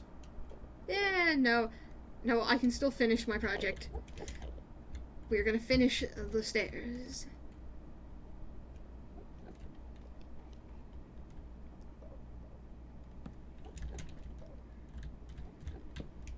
But yes, what fish?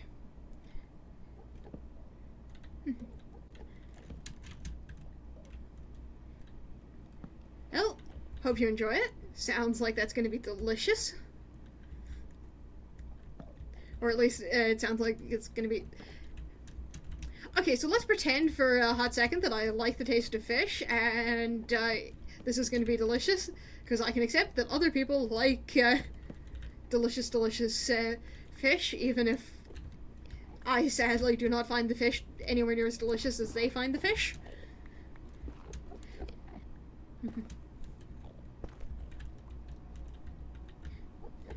Yep, we have Mumbo Jumbo at home.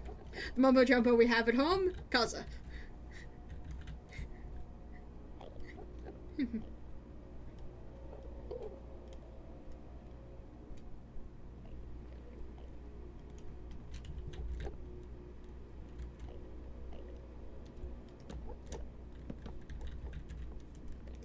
And yeah, I do note that my stair gradient does not agree at all with my floor gradient, but...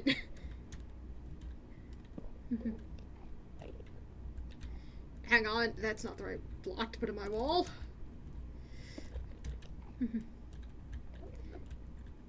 But even if they don't agree on any of the directionality, I still like how this is coming together.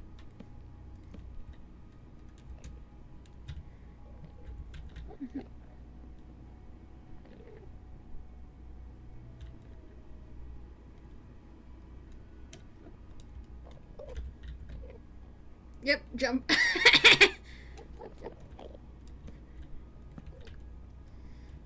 And we have stairs. So we have a floor with walls and stairs, and we have gotten quite a lot of things done in today's stream.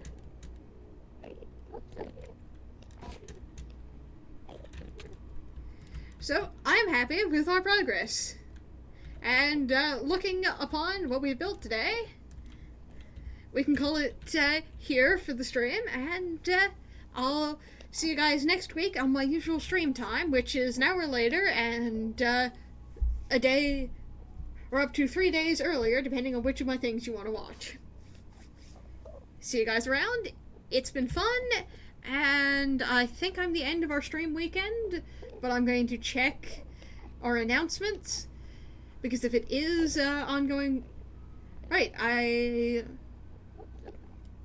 Rogue ought to have started up stream. I don't see Rogue's stream. So, Rogue's tomorrow. That would explain things. I got confused by dates. So I don't need to pass you guys off to anyone. We can just end stream. Stream's ending. Have fun. Take care. This has been an absolute blast, and I look forward to having having more great streams like this in the future.